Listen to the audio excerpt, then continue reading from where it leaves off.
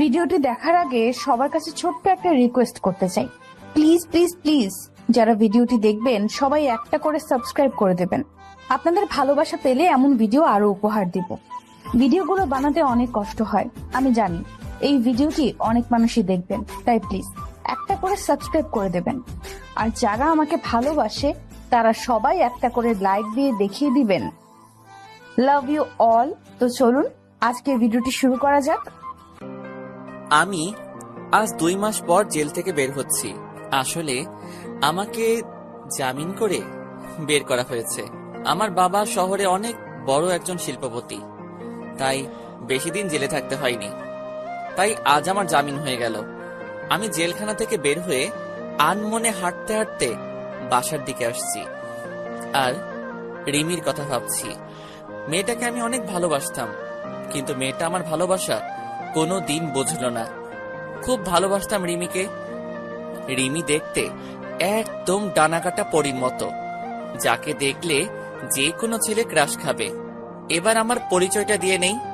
আমি আহনাফ ইসলাম আরিয়ান।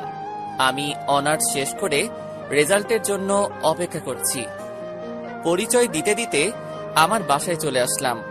বাড়ির calling bell বাজালাম। কিছুক্ষণ পর আমার মা এসে দরজা খুলে দিল। আমি মাকে দেখে অনেক খুশি হলাম। 2 মাস পরে মাকে দেখলাম, কিন্তু মা আমাকে দেখে মুখটা মলিন করে কোনো কথা না বলে ভিতরে ঢুকে গেল। আজ আমার একটা অন্যায়ের জন্য মা আমার সাথে কথা বলল না। খুব খারাপ লাগছে। মা আমার সাথে কথা না বলে মুখে এক রাশ বিরক্ত নিয়ে চলে গেল আমার সামনে থেকে। আমি মার পিছু নিলাম। আমি আমার মাকে ডাকলাম, কিন্তু মা কোনো কথা বলছে না। এবার আমি দৌড়িয়ে মায়ের সামনে গেলাম। মা, কি হলো? আমার সাথে কথা বলছো না কেন? আমি তো রাগের মাথায় একটা ভুল করেছি, তাই বলে আমাকে এভাবে শাস্তি দেবে? আমার কোনো ছেলে নেই। আহনাফ নামে একটা ছেলে ছিল, কিন্তু 2 মাস আগে সে মারা গেছে আমার কাছে। তুই আমার ছেলে না, তোর ওই পাপী চেহারা আমাকে দেখাবি না। আর তোর এই নোংরা মুখে আমাকে কোনোদিন মা বলে ডাকবি না। তাই বলে মা কান্না করতে করতে চলে গেল রুমে। এবার মায়ের কথা শুনে আমার 2 চোখ বেয়ে অঝোর ধারায় পানি পড়তে থাকলো। শেষ পর্যন্ত আমার মা আমাকে দূরে ঠেলে দিল। খুব কষ্ট হচ্ছে, তাই রুমে এসে দরজা বন্ধ করে অনেকক্ষণ কান্না করলাম। কান্না করতে করতে কখন যে ঘুমিয়ে পড়েছি নিজেই জানি না। ঘুম ভাঙলো দরজার ঠক ঠক শব্দে। আমি উঠে দরজা খুলে দিলাম। দরজা খুলে দেখি বাবা দাঁড়িয়ে আছে। আমি বাবাকে দেখে কান্না করে দিলাম আর বাবাকে জড়িয়ে ধরলাম। আসলে বাবার সাথে আমি খুব ফ্রি ছিলাম। কান্না করিস না, সব ঠিক হয়ে যাবে। আর কাল থেকে তুই অফিসে জয়েন করবি, তারপর দেখবি সব ঠিক হয়ে যাবে। আচ্ছা বাবা, তুমি যা বলবে তাই হবে। আর একটা কথা তোকে না জানিয়ে আমি বড় একটা সিদ্ধান্ত নিয়েছি। আশা করি তুই আমার কথা রাখবি। বলো বাবা, আমি তোমার সব কথা রাখবো। আমি তোর সাথে রিমির বিয়ে ঠিক করেছি, কারণ তোর জন্য রিমির জীবন নষ্ট হোক আমি তা চাই না। তাই আমি এই সিদ্ধান্তটা নিয়েছি। তুমি যা ভালো বোঝো তাই করো। আপনারা ভাবছেন এই রিমিটা কে? আসুন 2 মাস আগের কাহিনী বলছি। সকালে ঘুমিয়ে আছি, হঠাৎ ফোনের শব্দে ঘুম ভেঙে গেল। আমি বিরক্ত হয়ে ফোনটা রিসিভ করলাম। দেখি আমার বন্ধু ফোন দিয়েছে। আমার বন্ধুর নাম রাজু। ওই শালা এত সকালে ফোন দিয়ে আমার আরামের ঘুম নষ্ট করলি কেন রে? আরে রাখ তোর আরামের ঘুম। আর এদিকে রিমি ভাবি অন্য একটা ছেলের সাথে এক রিক্সায় কলেজে যাচ্ছে, তুই তাড়াতাড়ি কলেজে চলে আয়। রাজুর মুখে রিমির কথা শুনে আমার নিমিষেই ঘুম উধাও হয়ে গেল। আমি তাড়াতাড়ি উঠে ফ্রেশ হয়ে কলেজের জন্য রওনা দিলাম। আসুন রিমির সাথে পরিচয় করে দেই। রিমি আমাদের কলেজে 2য় বর্ষের ছাত্রী। আমি রিমিকে 2 বছর ধরে ভালোবাসি। রিমিকে অনেকবার প্রপোজ করেছি, কিন্তু রিমি রাজি হয়নি। রিমিকে আমি অনেক ভালোবাসি, যা রিমিকে কেউ এরকম ভাবে ভালোবাসতে পারবে কিনা আমার জানা নাই। পরিচয় দিতে দিতে কলেজে চলে আসলাম। এসে দেখি রিমি একটা ছেলের পাশে বসে আছে আর হেসে কথা বলছে। আমার মাথায় প্রচন্ড রাগ উঠে গেল। আমি সোজা গিয়ে রিমির পাশে বসা ছেলেটির শার্টের কলার ধরে সোজা নাকে একটা ঘুষি মারলাম, আর ছেলেটি নাকে হাত দিয়ে সোজা মাটিতে বসে পড়ল।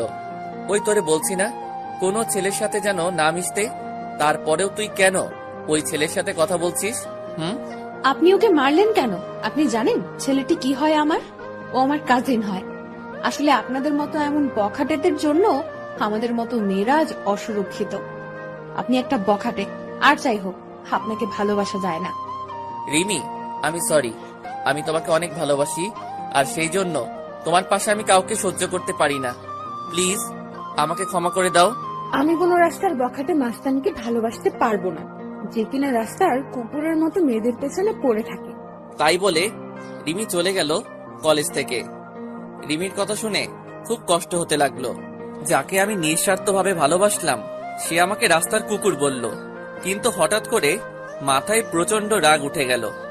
আমাকে রাস্তার বখাটে মাস্তান বলল। আমি যদি বখাটে মাস্তান হই তাহলে বখাটের মতোই রিমির ভালোবাসা আদায় করে নিব। কাল রিমিকে দেখাবো বখাটেরা কিভাবে ভালোবাসে। পরের দিন সকালে রিমির জন্য অপেক্ষা করছি রাস্তায়।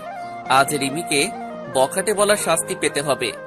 কিছুক্ষণ পর রিমি আসলো, তবে আজ একা এসেছে। আমি কোনো কথা না বলে রিমিকে জোর করে তুলে নিয়ে বাইকে বসিয়ে প্রচন্ড স্পিডে বাইক চালিয়ে একটা পুরনো ভাঙা ঘরে নিয়ে চলে আসলাম। আসার সময় রিমি অনেক চিৎকার করছিল আর অনেক ভয় পেয়ে গিয়েছিল। রিমি দেখো, আমি তোমাকে অনেক ভালোবাসি। তোমাকে আমি কোনো হার্ট করতে চাই না। তোমাকে আমি 2 বছর ধরে ভালোবাসি। কোনোদিন তোমার সাথে খারাপ ব্যবহার করিনি, তাহলে কেন আমাকে ভালোবাসতে পারবে না? তুমি বখাটে মাস্তান তা তোমার এমন আচরণেই বোঝা যায়। তুমি যদি আমায় সত্যিই ভালোবাসতে তাহলে আমাকে এমন ভাবে তুলে নিয়ে আসতে পারতে না, কারণ এগুলো রাস্তার বখাটে গুলোই পারে এমন কাজ করতে, যার কারণ তার মা বাবা তাকে ঠিকভাবে কোনোদিন শাসন করেনি। তুমি এরকম, তাহলে তোমার বাবা মা কিরকম হবে আল্লাহই জানে। এবার আমার মাথায় রাগ উঠে গেল। তুই আমাকে যা বলার বল, কিন্তু আমার মা বাবাকে তুই কেন মাঝখানে তুললি? কেন? আমি এবার রিমিকে শরীরের সব শক্তি দিয়ে রিমিকে একটা চড় মারলাম, আর রিমি পাশে পড়ে গেল। আমি তখন রিমির কাছে গিয়ে রিমির শরীর থেকে ওড়না ছুঁড়ে ফেলে দিয়ে রিমির উপর শারীরিক অত্যাচার করলাম। আমাদের ভাষায় যাকে বলে ধর্ষণ। হ্যাঁ, আমি রিমিকে ধর্ষণ করেছি। আমাকে বখাটে বলে, মাস্তান বলে আমার মা বাবাকে গালি দেয়। রিমি আমাকে আটকানোর অনেক চেষ্টা করেছিল, কিন্তু পারেনি। আমার শক্তির সাথে রিমি আমার পা পর্যন্ত ধরেছিল, কিন্তু আমার সেই সময় মাথায় প্রচন্ড রাগ উঠেছিল। রিমি একভাবে কান্না করেই যাচ্ছে। কিছুক্ষণ পর সেখানে কিছু মানুষ আসলো। হয়তো রিমির চিৎকার শুনে মানুষ চলে এসেছে। মানুষগুলো আমাকে একসময় মারতে লাগলো। তারপর আমার আর কিছু মনে নেই। যখন জ্ঞান ফিরে তখন আমি জেলখানায়। তারপর আমার বাবা আসলো। বাবা সব কাহিনী শুনতে চাইলো। বাবাকে আমি সব খুলে বললাম। বাবা বলল, তুই চিন্তা করিস না, আমি তোকে যত তাড়াতাড়ি সম্ভব জামিন করিয়ে নিয়ে যাব। আমি জেলে থাকতে রিমিডার কোনো খোঁজ খবর পাইনি। এমনকি আমার মা আমাকে দেখতে আসেনি। বাবা মাঝে মাঝে আসতো আমাকে দেখতে, আর তার 2 মাস পর জামিন হয়ে যায়। আর তার পরের কাহিনী সব আপনারা তো জানেন। পরের দিন ঘুম থেকে উঠে ফ্রেশ হয়ে গুছিয়ে অফিসে যাওয়ার প্রস্তুতি নিচ্ছি। সবকিছু গুছিয়ে নিচে এসে দেখি মা বাবা সবাই একসাথে নাস্তা করছে। আমি যেই নাস্তা করার জন্য টেবিলে বলতে যাব, তখনই আমার মা নাস্তা রেখে উঠে চলে গেল। নিজের প্রতি খুব খারাপ লাগছে। আমার জন্য মা নাস্তা না করে উঠে চলে গেল। মা আমার সাথে কথা বলা বন্ধ করে দিয়েছে। তারপর আমিও নাস্তা না করে বাবার সাথে অফিসে চলে গেলাম। অফিসে এসে সবার সাথে পরিচয় হয়ে নিলাম। দিনটা খুব ভালো কাটলো। হঠাৎ করে বাবা আমার ডেস্কে আসলো। আগামী শুক্রবার তোর বিয়ের প্রস্তুতি নিয়ে রাখছি। দেখতে দেখতে শুক্রবার চলে আসলো। কোনো আয়োজন বাদেই বিয়ে হয়ে গেল। শুধু 2 পরিবারের মানুষ ছিল, আর কেউ ছিল না। আমি এখন বাসর ঘরের সামনে দাঁড়িয়ে আর ভাবছি রিমির সামনে কোন মুখ নিয়ে যাব।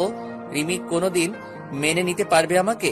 তারপর 3 টাকার সাহসে নিয়ে রুমে ঢুকে পড়লাম, কারণ রিমিকে বিয়ে করার ব্যাপারে কোনো আপত্তি ছিল না, কারণ রিমিকে আমি ভালোবাসতাম। আর আমার রাগের কারণে রিমির জীবনটা নষ্ট হয়ে গেল। রুমে ঢুকে দেখি রিমি বসে বসে কান্না করছে। আমি রিমির পাশে বসতে যাব, তখনই রিমি আমাকে এক ঝাটকায় সরিয়ে দিয়ে বলল, তুই আমার পাশে আসবি না, তোর জন্য আমার জীবন নষ্ট হয়ে গেছে। তোর জন্য আমার বাবা মার সম্মান নষ্ট হয়ে গেছে। তোকে আমি কোনোদিন ক্ষমা করব না, আর তোকে স্বামী হিসেবে কোনোদিন মানবো না। তুই কোনোদিন আমার কাছে স্বামীর অধিকার দেখাতে আসবি না। রিমি, আমি তোমাকে এর আগেও ভালোবাসতাম আর এর পরেও ভালোবাসবো। সেদিন রাগের মাথায় ওসব কাজ করেছি। প্লিজ আমাকে ক্ষমা করে দাও। আমার ঘুম আসতেছে, আমি ঘুমাবো।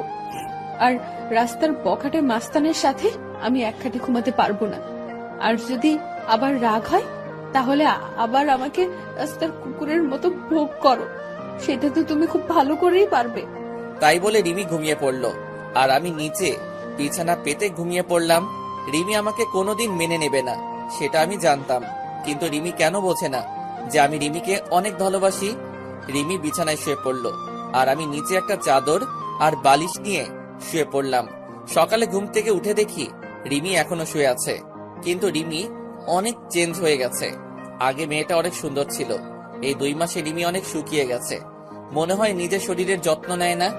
রিমি নড়াচড়া করছে, মনে হয় ঘুম থেকে এখনই উঠে পড়বে। তাই আমি তাড়াতাড়ি বাথরুমে ঢুকে পড়লাম ফ্রেশ হতে। ফ্রেশ হয়ে বাইরে বেরিয়ে দেখি রিমি হাঁটু ভাঁজ করে বিছানার উপর মাথা নিচু করে বসে আছে। কি হয়েছে রিমি, তুমি এমন ভাবে বসে আছো কেন? ফ্রেশ হবে না? এবার রিমি মাথা তুলল, দেখি রিমি কান্না করছে। মুহূর্তের মধ্যে মনটা খারাপ হয়ে গেল। আমি কান্না করি আর যাই করি, আপনাকে না দেখলেও চলবে। যে মানুষটা আমার সবকিছু শেষ করে দিয়েছে, আমার স্বপ্ন, আশা, ইজ্জত, যে মানুষটা নিমেষেই সব শেষ করে দিয়েছে, তার সাথে আমার এক রুমে থাকতে হচ্ছে। কতটা ঘৃণা করি আপনাকে জানেন আপনি? আপনাকে দেখলে আমার মনে হয় যে নিজেকে শেষ করে দিই। আর আজ পরিস্থিতির কারণে আপনি আমার স্বামী, তাই আমি আমার মতো থাকবো আর আপনি আপনার মতো। আর যদি রাস্তার কুকুরদের মতো যদি আবার আমাকে ভোগ করতে চান তাহলে করতে পারেন, কারণ বিয়ের আগে আপনি একটা মেয়ের বেঁচে থাকার সম্বলকে ছিনিয়ে নিয়েছেন। তাই আপনাকে আমি ঘৃণা করি আর আজীবন ঘৃণা করব। আমি কোনো কথা না বলে সোজা বাইরে চলে আসলাম। কিছুক্ষণ হেঁটে বাসায় আসলাম আর ভাবতে লাগলাম রিমিকে কোনোদিন ইচ্ছার বিরুদ্ধে স্পর্শ করব না। মেয়েটা এই 2 মাস অনেক অপমান সহ্য করতে হয়েছে, তাই রিমি যেন সুখে থাকে, তাই তাকে তার মতো থাকতে দেব। বাসায় এসে দেখি মা আর রিমি রুমে রান্না করছে।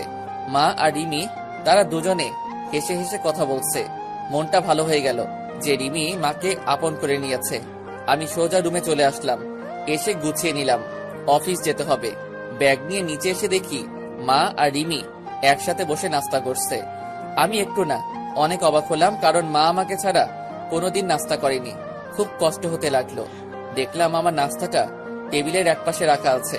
আমি একবার রিমি আর একবার মায়ের দিকে তাকালাম, দেখি তারা মাথা নিচু করে নাস্তা করছে। আমার ভীষণ রাগ হতে লাগলো, কারণ তারা আমাকে একবারও ডাকলো না নাস্তা করতে। তাই আমি নাস্তা না করে অফিসে চলে গেলাম। গিয়ে আব্বুর সাথে সবকিছু দেখাশোনা করতে থাকলাম। আমি এখন আর বন্ধুদের সাথে তেমন বেড়াই না। দুপুরে লাঞ্চ টাইমে আমি আর বাবা গাড়িতে করে বাসায় আসলাম দুপুরের খাবার খেতে। আমি আর বাবা টেবিলে বসলাম, দেখলাম বাবাকে প্লেট ভাত সবকিছু এগিয়ে দিচ্ছে মা আর রিমি, কিন্তু আমার সামনে কেউ কিছু দিচ্ছে না। সবাই দুপুরের খাবার খাওয়া শুরু করে দিলে কিন্তু আমার উপর কোনো কারোর নজর নেই। খুব কষ্ট হতে লাগলো যে মা আমাকে খাবার না দিয়ে কোনোদিন খাইনি, আর আজ এটা কি হলো। খুব হাসি পাচ্ছে আর বুকের মধ্যে চিনচিন করে ব্যথা করছে।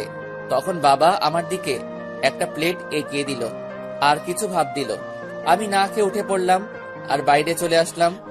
এখন আর অফিসে যাব না, তাই বাইরে গিয়ে কিছু খেয়ে 1 প্যাকেট সিগারেট কিনলাম আর চলে আসলাম আমাদের পুরনো আড্ডাখানায়।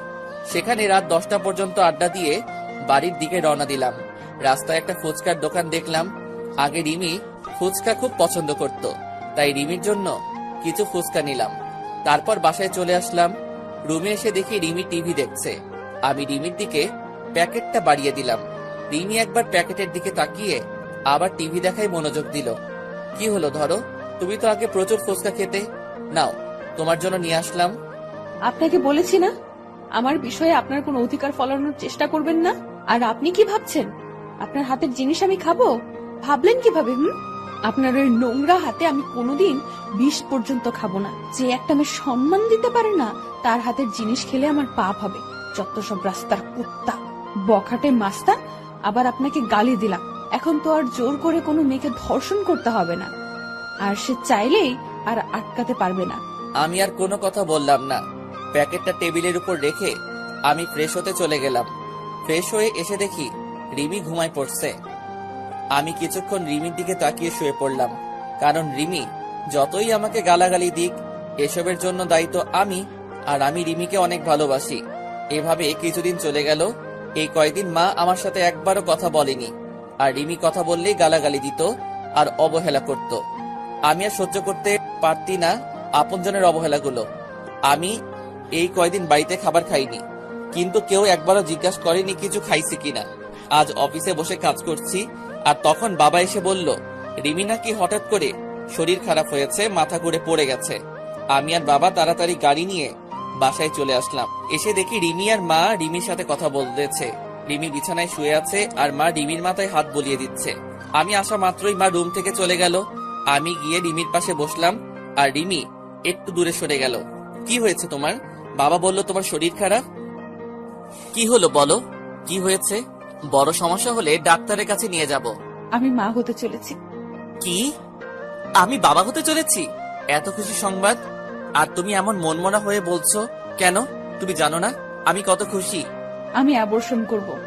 মানে ঠিক বুঝলাম না। আমি এই বাচ্চা চাই না, আমি অ্যাবর্শন করব। কি বলছো এসব? বাচ্চা অ্যাবর্শন করবে মানে? পাগল হলে নাকি তুমি? আমি কিছুতেই হতে দিব না। আমার বাচ্চা আমি নষ্ট করতে দেব না। আমার পেটে আমি কোনো বখাটে মাস্তানের ধর্ষণকারীর বাচ্চা রাখতে পারবো না। আমার পেটে কোনো অমানুষের বাচ্চা রাখতে দেব না। তাই আমি ডিসিশন নিয়েছি, আমি অ্যাবর্শন করব।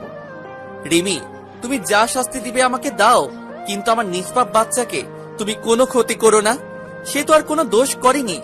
প্লিজ তুমি এমন করো না।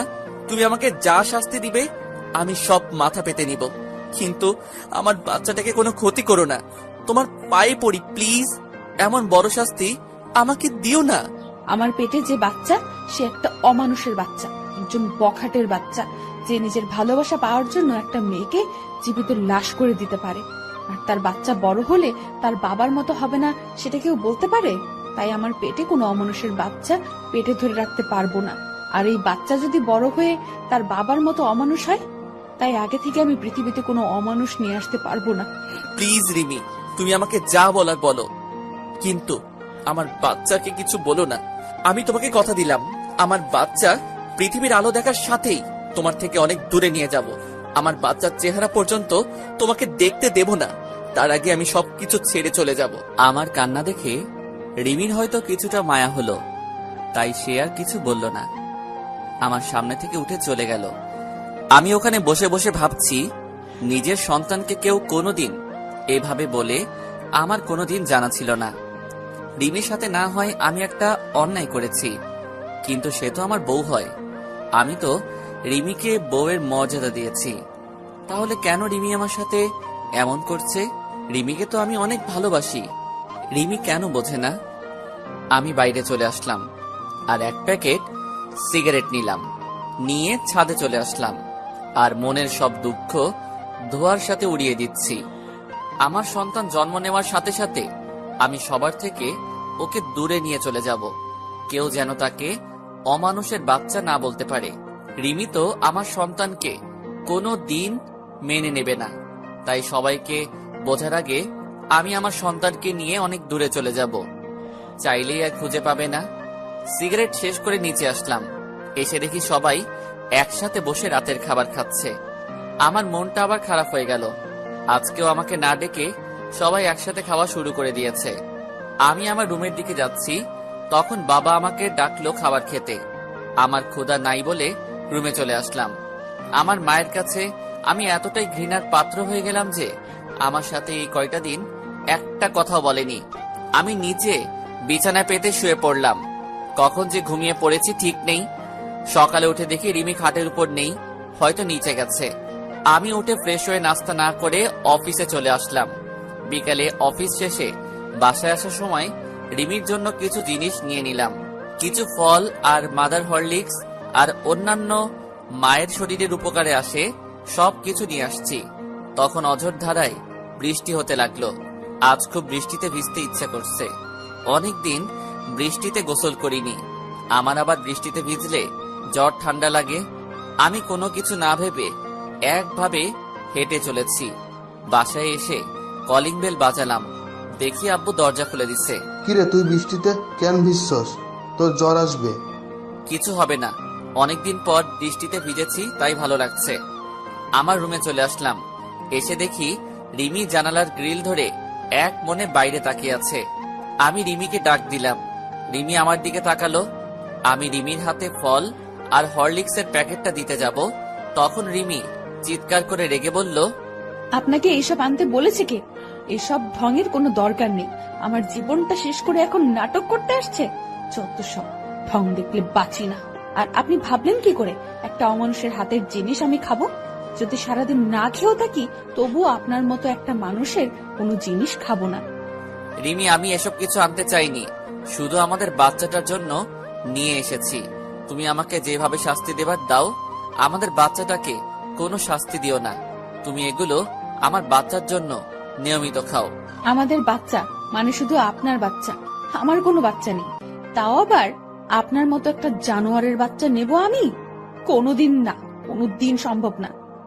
আচ্ছা, শুধু আমার বাচ্চা তোমাকে বাচ্চার মা বলে, আমি কোনোদিন পরিচয় দেব না। তুমি নিশ্চিন্তে থাকতে পারো, শুধু আমার বাচ্চাটার জন্য এগুলো নাও। এবার রিমি রাগী মুখে আমার হাত থেকে প্যাকেট নিয়ে অন্য রুমে চলে গেল, আর আমি ফ্রেশ হতে চলে গেলাম। ফ্রেশ হয়ে এসে দেখি রিমি বিছানায় শুয়ে পড়ছে। আমি ফ্লোরে বিছানা পেতে শুয়ে পড়লাম। মাঝরাতে আমার শরীরে কাঁপুনি দিয়ে জ্বর আসলো। আমি একটা চাদর নিয়ে শুয়ে পড়লাম। যখন ঘুম ভাঙলো তখন দেখি সকাল 12টা বেজে গেছে, আর আমার পাশে বাবা বসে আছে আর মাথায় পানি দিচ্ছে। তাহলে সারা রাত আমার শরীরে জ্বর ছিল, কিন্তু রিমির তো জানার কথা যে আমার জ্বর এসেছে। হয়তো রিমি আমার উপর ঘৃণা করে, আমার শরীরে হয়তো স্পর্শ করেনি। বাবা, তুমি এখানে? রিমি মাথায়। সকালে অফিসে গিয়ে দেখি তুই আসিসনি, আবার ফোন বন্ধ। তাই আমি বাড়িতে এসে দেখি তুই জ্বরে শরীর কাঁপুনি দিয়ে উঠছে, তাই আমি মাথায় পানি দিয়ে দিচ্ছি। আসলে বাবা সব জানে যে রিমি আর মা আমার সাথে কথা বলে না, তাই হয়তো বাবা আমার খোঁজ খবর নিচ্ছে। আমার চোখ দিয়ে কয়েক ফোঁটা পানি বের হয়ে গেল। আমার মায়ের জন্য আমার উপর একটু মায়া হলো না। আর রিমিকে তো আমি নিজের থেকে ভালোবাসি, তাহলে রিমি অন্তত একটু দেখতো যে আমি মারা গেছি না বেঁচে আছি। বাবা কিছু খাবার নিয়ে আসবে, রাতে থেকে কিছু খাওয়া হয়নি। একটু বস, আমি বৌমাকে পাঠিয়ে দিচ্ছি। না বাবা, দরকার নেই, আমি বাইরে থেকে খেয়ে নেব। আমি সব বুঝি রে বাবা, মেয়েটা তোকে এখনো ক্ষমা করতে পারেনি। আমি নিয়ে আসছি খাবার। তাই বলে বাবা চলে গেল নিচে খাবার আনতে, আর আমি বিছানায় শুয়ে আছি। তখন রিমি রুমে আসলো, আর আমার দিকে একবার তাকিয়ে নিজের কাজ সেরে আবার রুমের বাইরে চলে গেল। আমি যেই মেয়েটাকে নিজের জীবনের চাইতেও বেশি ভালোবাসি, সেই মেয়েটা আমার প্রতি একটু মায়া কাজ করে না। যেদিন আমি থাকবো না সেদিন বুঝতে পারবে কতটা ভালোবেসেছিলাম তাকে আমি। সেদিন হয়তো আর আমাকে পাবে না, সবকিছু মায়া ত্যাগ করে চলে যাব। তখন আমার উপরে আর কারো রাগ থাকবে না, কেউ আমাকে অমানুষ জানোয়ার বখাটে বলবে না। তারপর বাবা আমাকে খাবার দিয়ে গেল, আমি খেয়ে নিলাম। তারপর বিকালের দিকে একটু শরীরটা ভালো হলো, আমি আস্তে আস্তে উঠে বাইরে চলে আসলাম আর কিছু খেয়ে নিলাম। এভাবে চলে গেল 2 দিন। এই 2 দিন আমার শরীরে হালকা জ্বর ছিল, কিন্তু মা, রিমি কেউ আমাকে দেখেনি, সবাই অবহেলা করেছে। এখন কেমন যেন নিজেকে শেষ করে দিতে ইচ্ছা করছে। নিজের আপনজনের এমন অবহেলা সহ্য হচ্ছে না। আমি বাসার খাবার খুবই কমই খাই, বেশিরভাগই বাইরে খাই। আজ আবার একটু অফিসে আসলাম, এসে কিছু কাজ করে বাসায় আসার সময় রিমির জন্য কিছু জিনিস কিনলাম, যাতে আমার বাবুটা রিমির ভেতরে সুস্থ থাকে। মা আমার সাথে একদম কথা বলা বন্ধ করে দিয়েছে। আমি আগ বাড়িয়ে কথা বলতে গেলেও মা কথা বলে না, আর রিমি আমার সাথে যখনই কথা বলতে আসে তখনই রাগ দেখিয়ে আর গালাগালি করে। এইভাবে চলে গেল 7 মাস। এখন রিমি একটু একটু করে নিজের শরীরের উপরে যত্ন নেওয়া শুরু করছে। হয়তো নিজের সন্তান, তাই একটু মায়া হচ্ছে। এখন রিমির যা যা প্রয়োজন সব বাবাকে বলে, আর বাবা আমাকে বলে আমি সেগুলো নিয়ে আসি। মাঝে মাঝে দেখি রিমি নিজের পেটে আলতো করে হাত বোলায় আর নিজে নিজে কথা বলে। খুব আস্তে আস্তে কথা বলে, আমি শুনতে পারি না, মানে নিজের সন্তানের সাথে কথা বলে। এসব দেখে খুব ভালো লাগে যে রিমি তার পেটের সন্তানকে একটু একটু করে ভালোবাসতে শিখেছে। হাজার হলেও মা সে, আর রিমি আগে সবসময় কেন মনমরা আর উদাস হয়ে থাকতো, এখন আর আগের মতো থাকে না, আবার আগের মতো স্বভাবটা ফিরে আসছে। আর এখন রিমি আমার দিকে কেন আর চোখে তাকায়, তবে মাঝে মাঝে আমি সেগুলো দেখেও না দেখার ভান করে থাকি। হয়তো নিজের বাচ্চার সাথে সাথে আমার উপরও একটু একটু মায়া জন্মাতে শুরু করছে, কিন্তু সেদিক থেকে আমার কোনো ইচ্ছাই নেই। আমি সারাদিন আমার মতো থাকি, আর রিমি রিমির মতো। আজ মাঝরাতে হঠাৎ করে ঘুমটা ভেঙে গেল, উঠে দেখি রিমি ঘুমিয়ে আছে, আর এতটা হাত রিমির পেটের উপর। হয়তো বাচ্চাকে আদর করতে করতে ঘুমিয়ে পড়েছে। আমি এবার উঠে রিমির পাশে গিয়ে বসলাম, আর আমার হাতটা রিমির পেটে আলতো করে রাখলাম। খুব ভালো লাগছে আমার। ছোট বাবুটা রিমির মধ্যে আস্তে আস্তে বড় হচ্ছে। আমি আস্তে আস্তে মাথাটা নিচু করে রিমির পেটে চুমু খেতে যাব, তখন রিমির ঘুমটা ভেঙে যায়। আর রিমির পেটে আমার হাত দেখে আর আমার মুখটা রিমির পেটের কাছে দেখে রিমির চোখ রাগে ভরে গেল। আর রিমি আমাকে আমার পাওনাটা বুঝিয়ে দিল। রিমি আমাকে 2টা চড় মারলো আর আমাকে ধাক্কা দিয়ে দূরে সরিয়ে দিল। আমি গালে হাত দিয়ে রিমির দিকে এক দৃষ্টিতে তাকিয়ে আছি, আর রিমির চোখ দিয়ে যেন আগুন বের হচ্ছে। কুত্তা, তুই আমার কাছে কেন এসেছিস? আমার জীবনটা নষ্ট করে তোর শান্তি হয়নি? ছোট লোক একটা, তোর কোনো মনুষ্যত্ব বোধ নেই। তুই দেখছিস আমার পেটে 7 মাসের বাচ্চা, তারপরে তুই কিভাবে আমার কাছে আসছিস? হ্যাঁ, তোর মতো জানোয়ারকে আমার আর বিশ্বাস নেই। ছি ছি ছি, মনে হচ্ছে আমি এক্ষুনি এই পৃথিবী ছেড়ে চলে যাই। প্লিজ রিমি, তুমি বিশ্বাস করো, আমার কোনো খারাপ উদ্দেশ্য ছিল না। আমি আমার সন্তানকে একটু স্পর্শ করতে চেয়েছিলাম। তুমি বিশ্বাস করো, আমার কোনো খারাপ উদ্দেশ্য ছিল না। বিশ্বাস করব তোকে? তুই ভাবলি কি করে তোর মতো একটা ছোট লোক জানোয়ারের বাচ্চা কুকুরকে বিশ্বাস করব? আমার ভাবতেও ঘৃণা হচ্ছে যে একটা 7 মাসের গর্ভবতী মায়ের কাছে তোর আসতে একটু বিবেকে বাঁধলো না। আজ থেকে তুই আর এই রুমে থাকতে পারবি না। তোকে আস্তে আস্তে মেনে নিতে চেয়েছিলাম, কিন্তু তুই কোনোদিন ভালো হবি না। আসলে রাস্তার কুকুর কোনোদিন ভালো হয় না। আমি আর কিছু না বলে বাইরে চলে আসলাম। এসে ছাদে চলে আসলাম। খুব কষ্ট হচ্ছে আমার। রিমি আবার আমাকে ভুল বুঝলো। আমি তো আমার সন্তানকে একটু স্পর্শ করতে চেয়েছিলাম, আর রিমি আমাকে থাপ্পড় মারলো। নিজের অজান্তেই চোখ দিয়ে 2 ফোঁটা নোনা পানি বের হলো। আজকে নিজেকে শেষ করে দিতে ইচ্ছা হচ্ছে, কিন্তু আমাকে বেঁচে থাকতে হবে। আমার সন্তানের জন্য আমাকে বেঁচে থাকতে হবে, নইলে আমার মতো আমার সন্তানও এমন অবহেলা পাবে। আর নিজের আপনজনের কাছ থেকে এমন অবহেলা পেলে সে নিজেও ঠিক থাকতে পারবে না। তাই আমি আমার সন্তানকে নিয়ে এই পরিবার, এই শহর থেকে অনেক দূরে চলে যাব। চাইলেও কেউ আর খুঁজে পাবে না। সারা রাত এভাবে ছাদে কাটিয়ে দিলাম। রিমির কথা ভাবতে ভাবতে কখন যে সকাল হয়ে গেছে ঠিক খেয়াল করিনি। সকালে নিচে চলে আসলাম, এসে সোজা মায়ের রুমে চলে গেলাম। দেখি মা বসে আছে। আমি মায়ের কাছে গিয়ে মায়ের সামনে হাঁটু গেড়ে বসে পড়লাম। মা, কেন তুমি আমার সাথে এমন ব্যবহার করছো? কেন এমন অবহেলা করছো? তুমি তো জানো আমি অবহেলা একদম সহ্য করতে পারি না। সেদিন রিমি তোমাদের নামে অনেক খারাপ ভাষায় গালাগালি করছিল, তাই আমি রাগের মাথায় রিমির সাথে এমন ব্যবহার করি। চাইলে তুমি আমাকে মারতে পারো, আর যদি না শাস্তি দাও তাহলে তুমি একবার বলো যে এই বাড়ি থেকে চলে যেতে। আমি সবকিছু ছেড়ে চলে যাব, আর কোনোদিন তোমার এই শয়তান ছেলের মুখ দেখতে দেব না। তোর সাথে আমার কোনো কথা নেই। আমি আগেই বলেছি, আমার ছেলে সেদিনই মারা গেছে আমার কাছে, যেদিন সে ওরকম একটা নোংরা কাজ করেছিল। আর আমি কারো মা না, আমার কোনো ছেলে নেই।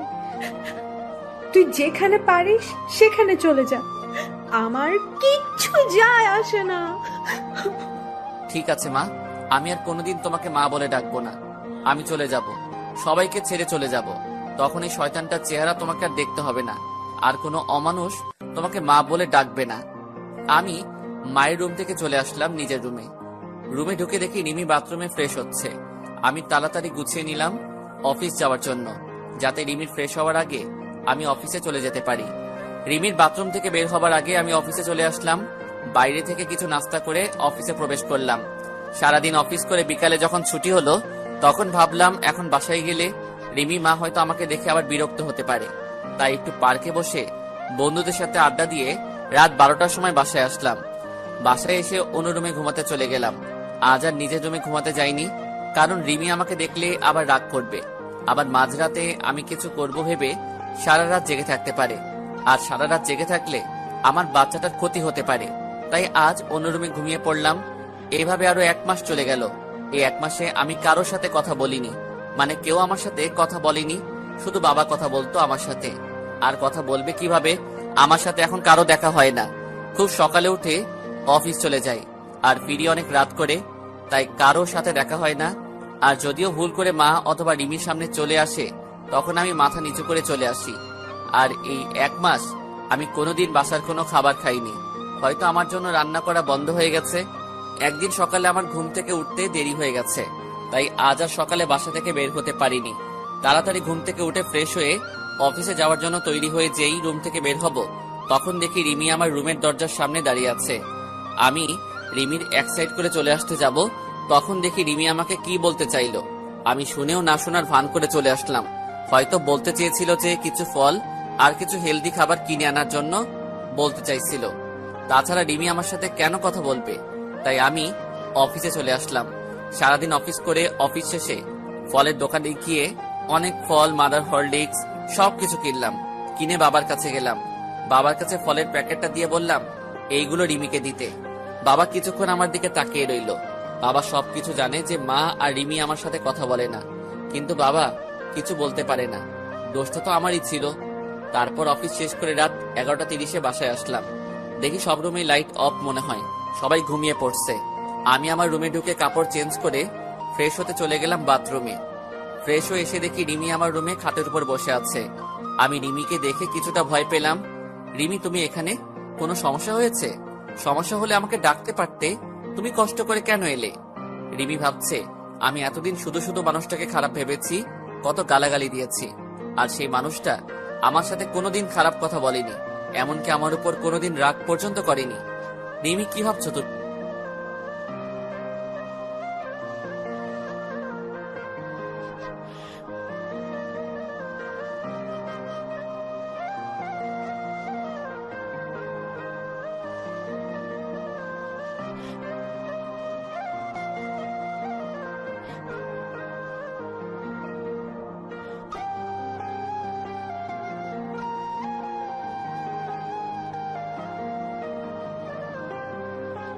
এখন কেউ আমাকে খাবার খেতে ডাকেনি, আর এখন না ডাকলেই চলবে। তুমি যাও, ঘুমিয়ে পড়ো। বেশি রাত জাগলে আমার সন্তানের আবার ক্ষতি হতে পারে, আর আমি চাই না আমার জন্য আমার সন্তানের কোনো ক্ষতি হোক। আসলে সেদিন রাতে আপনাকে ওইভাবে দেখে খুব ভয় আর রাগ উঠে গিয়েছিল, তাই আপনার সাথে সেদিন খারাপ ব্যবহার করেছিলাম। এখন আর ওগুলো নিয়ে আমি আর ভাবি না, সবকিছু অভ্যাস হয়ে গেছে। এখন আর মন খারাপ হয় না। তাই বলে আমি চাদর টেনে শুয়ে পড়লাম, আর রিমি মুখটা মলিন করে চলে গেল। আর আমি ভাবতে থাকলাম রিমি এতদিন পরে আমার সাথে কথা বলল, খুব ভালো লাগছে। রিমি তাহলে আমাকে ফিল করতে শুরু করেছে। কিন্তু আগেরকার কথা মনে পড়তেই সবকিছু অন্ধকার হয়ে গেল। রিমির বলা সেই পুরনো কথাগুলো মনে পড়তেই আবার আমার মনটা বিষণ্ণতায় ছেয়ে গেল। আমি তো মাকে কথা দিয়েছি যে সবকিছু ছেড়ে অনেক দূরে চলে যাব, আর মা আমাকে তার ছেলে বলে মানে না। যখন আমি কার জন্য এখানে থাকবো, তাই সবকিছু মাথা থেকে ঝেড়ে ঘুমিয়ে পড়লাম। সকালে ঘুম থেকে উঠে ফ্রেশ হয়ে অফিসের জন্য রওনা হব, তখন আবার রিমি আমার রুমে আসলো। আমি সেদিকে কোনো খেয়াল না করে বললাম, এত সকালে ঘুম থেকে উঠছো কেন? যাও, যে শুয়ে পড়ো, আর কিছু লাগলে বলতে পারো, বাবার কাছে কিনে পাঠিয়ে দেব। না, মানে আপনি প্রতিদিন খুব সকালে অফিসে চলে যান, তাই জানতে আসলাম সকালের নাস্তাটুকু করেন না। বাবা তো যাই সকালে 9টার সময়, তাহলে আপনি এত সকালে যাচ্ছেন কেন? আমি তোমাকে বলেছি না আমার খাবার খাওয়া নিয়ে কারো চিন্তা করতে? মানা করেছি না? এই 1 বছর যেভাবে খেয়ে আসছি, ঠিক এভাবে সারা জীবন খাবার খেতে পারবো। আর এত সকালে অফিস যাই কেন সেটা তুমি ভালো করেই জানো। আমাকে আর বলার প্রয়োজন মনে করি না। তুমি তো বলেছিলে যে আপনার ওই চেহারা যেন আমাকে আর না দেখান, তাই যতটা সম্ভব চেষ্টা করি না দেখানোর। এবার দেখি রিমি মাথা নিচু করে বসে আছে। হয়তো এমন কথা রিমি আমার কাছ থেকে আশা করেনি। আমি আর এক মুহূর্ত না দাঁড়িয়ে চলে আসলাম বাইরে। নিচে এসে দেখি টেবিলে সব নাস্তা রাখা আছে, হয়তো রিমি আমার জন্য তৈরি করেছিল। আমি রেস্টুরেন্ট থেকে কিছু নাস্তা করে অফিসে প্রবেশ করলাম। অফিসে কাজ করতে করতে দুপুরের খাবার সময় হয়ে গেল। সবাই লাঞ্চ করতে চলে গেছে, এমনকি বাবাও চলে গেছে বাসায় লাঞ্চ করতে। আর আমি নিজের ডেস্কে বসে আছি। তখনই আমার ফোনটা বেজে উঠল। আমি রিসিভ করলাম। একটা আননোন নাম্বার থেকে ফোন এসেছে। কোনো কাজ নেই, তাই ফোনটা রিসিভ করলাম। হ্যালো, আসসালামু আলাইকুম। ওয়ালাইকুম আসসালাম। কে বলছেন আপনি? আমি রিমি বলছি। আপনি দুপুরে লাঞ্চ করতে বাসায় আসছেন না? আসলে রিমি আমাকে এই প্রথম ফোন দিল তো, তাই নাম্বার আর কণ্ঠ চিনতে পারিনি। আর তার থেকে বেশি অবাক হলাম যে রিমি আমাকে ফোন করে লাঞ্চ করার জন্য বলছে। আমি বাইরে থেকে লাঞ্চটা করে নিয়েছি, আর আমি লাঞ্চ করেছি কিনা করেছি তা কেউ না ভাবলে খুশি হতাম। এতদিন যখন কেউ কোনো খোঁজ খবর রাখিনি, তাই এখনো খোঁজ খবর না রাখলে আমি না খেয়ে মরবো না। মিথ্যা বললাম। তাই বলে আমি ফোনটা রেখে দিলাম আর ভাবতে থাকলাম, হঠাৎ করে রিমি এত চেঞ্জ হলো কিভাবে। বুঝলাম না, সকালে নাস্তা করেছে কিনা, দুপুরে লাঞ্চ করেছে কিনা, সব জানতে চাইছে। এর কারণটা কি হতে পারে? হয়তো আমার উপর হালকা করুণা করছে, কিন্তু আমি কারো উপর করুণা হতে চাই না। এতদিন কিভাবে ছিলাম তা একটা বারও কেউ খোঁজ খবর নেয়নি, তাই এতদিন খোঁজ নেওয়ার কোনো দরকার নেই। তারপর আমি উঠে গিয়ে বাইরে থেকে লাঞ্চ করে নিলাম। তারপর আবার অফিসের কাজে মনোযোগ দিলাম। অফিস শেষ হয়ে গেল, আমি বাইরে বের হয়ে আমার প্রতিদিনের কাজ করতে থাকলাম। মানে কিভাবে সময় অপচয় করে রাত 12টার সময় বাসায় যাওয়া যায়। রাত 9টা বাজে, আমি বন্ধুদের সাথে সিগারেট টানছি আর আড্ডা দিচ্ছি। সেই সময় আবার আমার ফোনটা বেজে উঠল। আমি ফোন হাতে নিয়ে দেখি রিমি ফোন দিছে। আমি কেটে দিলাম। এইভাবে বেশ কয়েকবার ফোন দেওয়ার পর আমি রিসিভ করলাম। হ্যালো, ফোন দিয়েছো কেন? আপনি বাসায় আসবেন না। দেরি আছে বাসায় যাওয়ার। না মানে আর কোনো কিছু বলতে না দিয়ে ফোন কেটে দিলাম।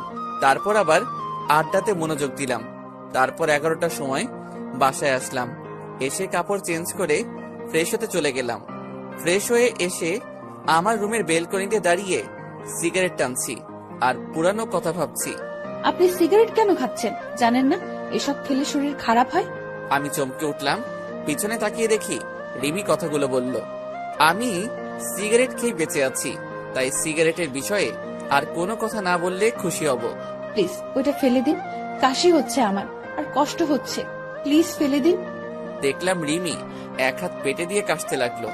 আমার বুকের মধ্যে কেমন অজানা এক ব্যথা অনুভব করলাম, কারণ রিমিকে যে আমি এখনো অনেক ভালোবাসি, আর তার মধ্যে গড়ে উঠছে আমার বাবুটা। তাই সিগারেটটা ফেলে দিয়ে রিমির এক হাত ধরে বিছানার উপর বসালাম আর এক গ্লাস পানি এগিয়ে দিলাম। এত রাতে না ঘুমিয়ে এখানে কি করছো? আর আমার চেহারা দেখাতো। তোমার পাপ। তুমি আমার রুমে এসেছো, আমাকে দেখছো, কথা বলছো, তোমার পাপ হবে। তুমি চলে যাও আর হাতটা রুমে গিয়ে ডেটল দিয়ে ভালো করে পরিষ্কার করে নিবে, কারণ আমি তো একটা অমানুষ। আর একজন নোংরা মানুষ কাউকে স্পর্শ করলে তা ভালোভাবে ধুয়ে পরিষ্কার করে নিবে। রিমি আমার দিকে কেমন কান্না কান্না ভাবে তাকিয়ে আছে, মনে হয় এখনই কেঁদে দেবে। চোখে পানি জমা হচ্ছে। প্লিজ আমাকে ক্ষমা করে দিন। আপনার সাথে অনেক খারাপ ব্যবহার করেছি, অনেক অবহেলা করেছি, প্লিজ মাফ করে দিন। তুমি কেন মাপ চাইছো? তোমার কোনো দোষ নেই, সব দোষ তো আমার। কারণ আমি যে একটা জানোয়ার, রাস্তার কুকুর, অমানুষ, আর সবচেয়ে বড় অন্যায় করেছি তোমার জীবনটা নষ্ট করে। তুমি আমাকে মাফ করে দাও তোমার সুন্দর জীবনটা নষ্ট করার জন্য। হয়তো তুমি আমার থেকে ভালো কাউকে আশা করেছিলে, কিন্তু তোমার জীবনে আমার মতো এতটা অমানুষ আসবে এটা তুমি হয়তো আশা করনি। যা হবার হয়ে গেছে, তুমি এখন গিয়ে ঘুমিয়ে পড়ো। আর তোমার জীবন আগের মতো সুন্দর করে দেওয়ার দায়িত্ব আমার। তুমি আবার আগের মতো চলাফেরা করবে। শুধু আমার বাবুটা বাইরে আসতে দাও, তোমাকে চিরদিনের জন্য সুখী করে দেব। যাও, অনেক রাত হয়েছে, বেশি রাত জাগলে শরীরটা খারাপ করবে, তাই ঘুমিয়ে পড়ো। আমি রিমির দিকে তাকিয়ে দেখি রিমি কান্না করছে। হয়তো ওর আর বলার কিছু নেই, কারণ এই কথাগুলো রিমি একদিন আমাকে বলেছিল। তারপর আমি আর একটা সিগারেট ধরিয়ে বেলকনিতে চলে আসলাম, আর রিমি কান্না করতে করতে চলে গেল নিজের রুমে। পরের দিন আবার একই সময়ে বের হয়ে গেলাম অফিসের জন্য।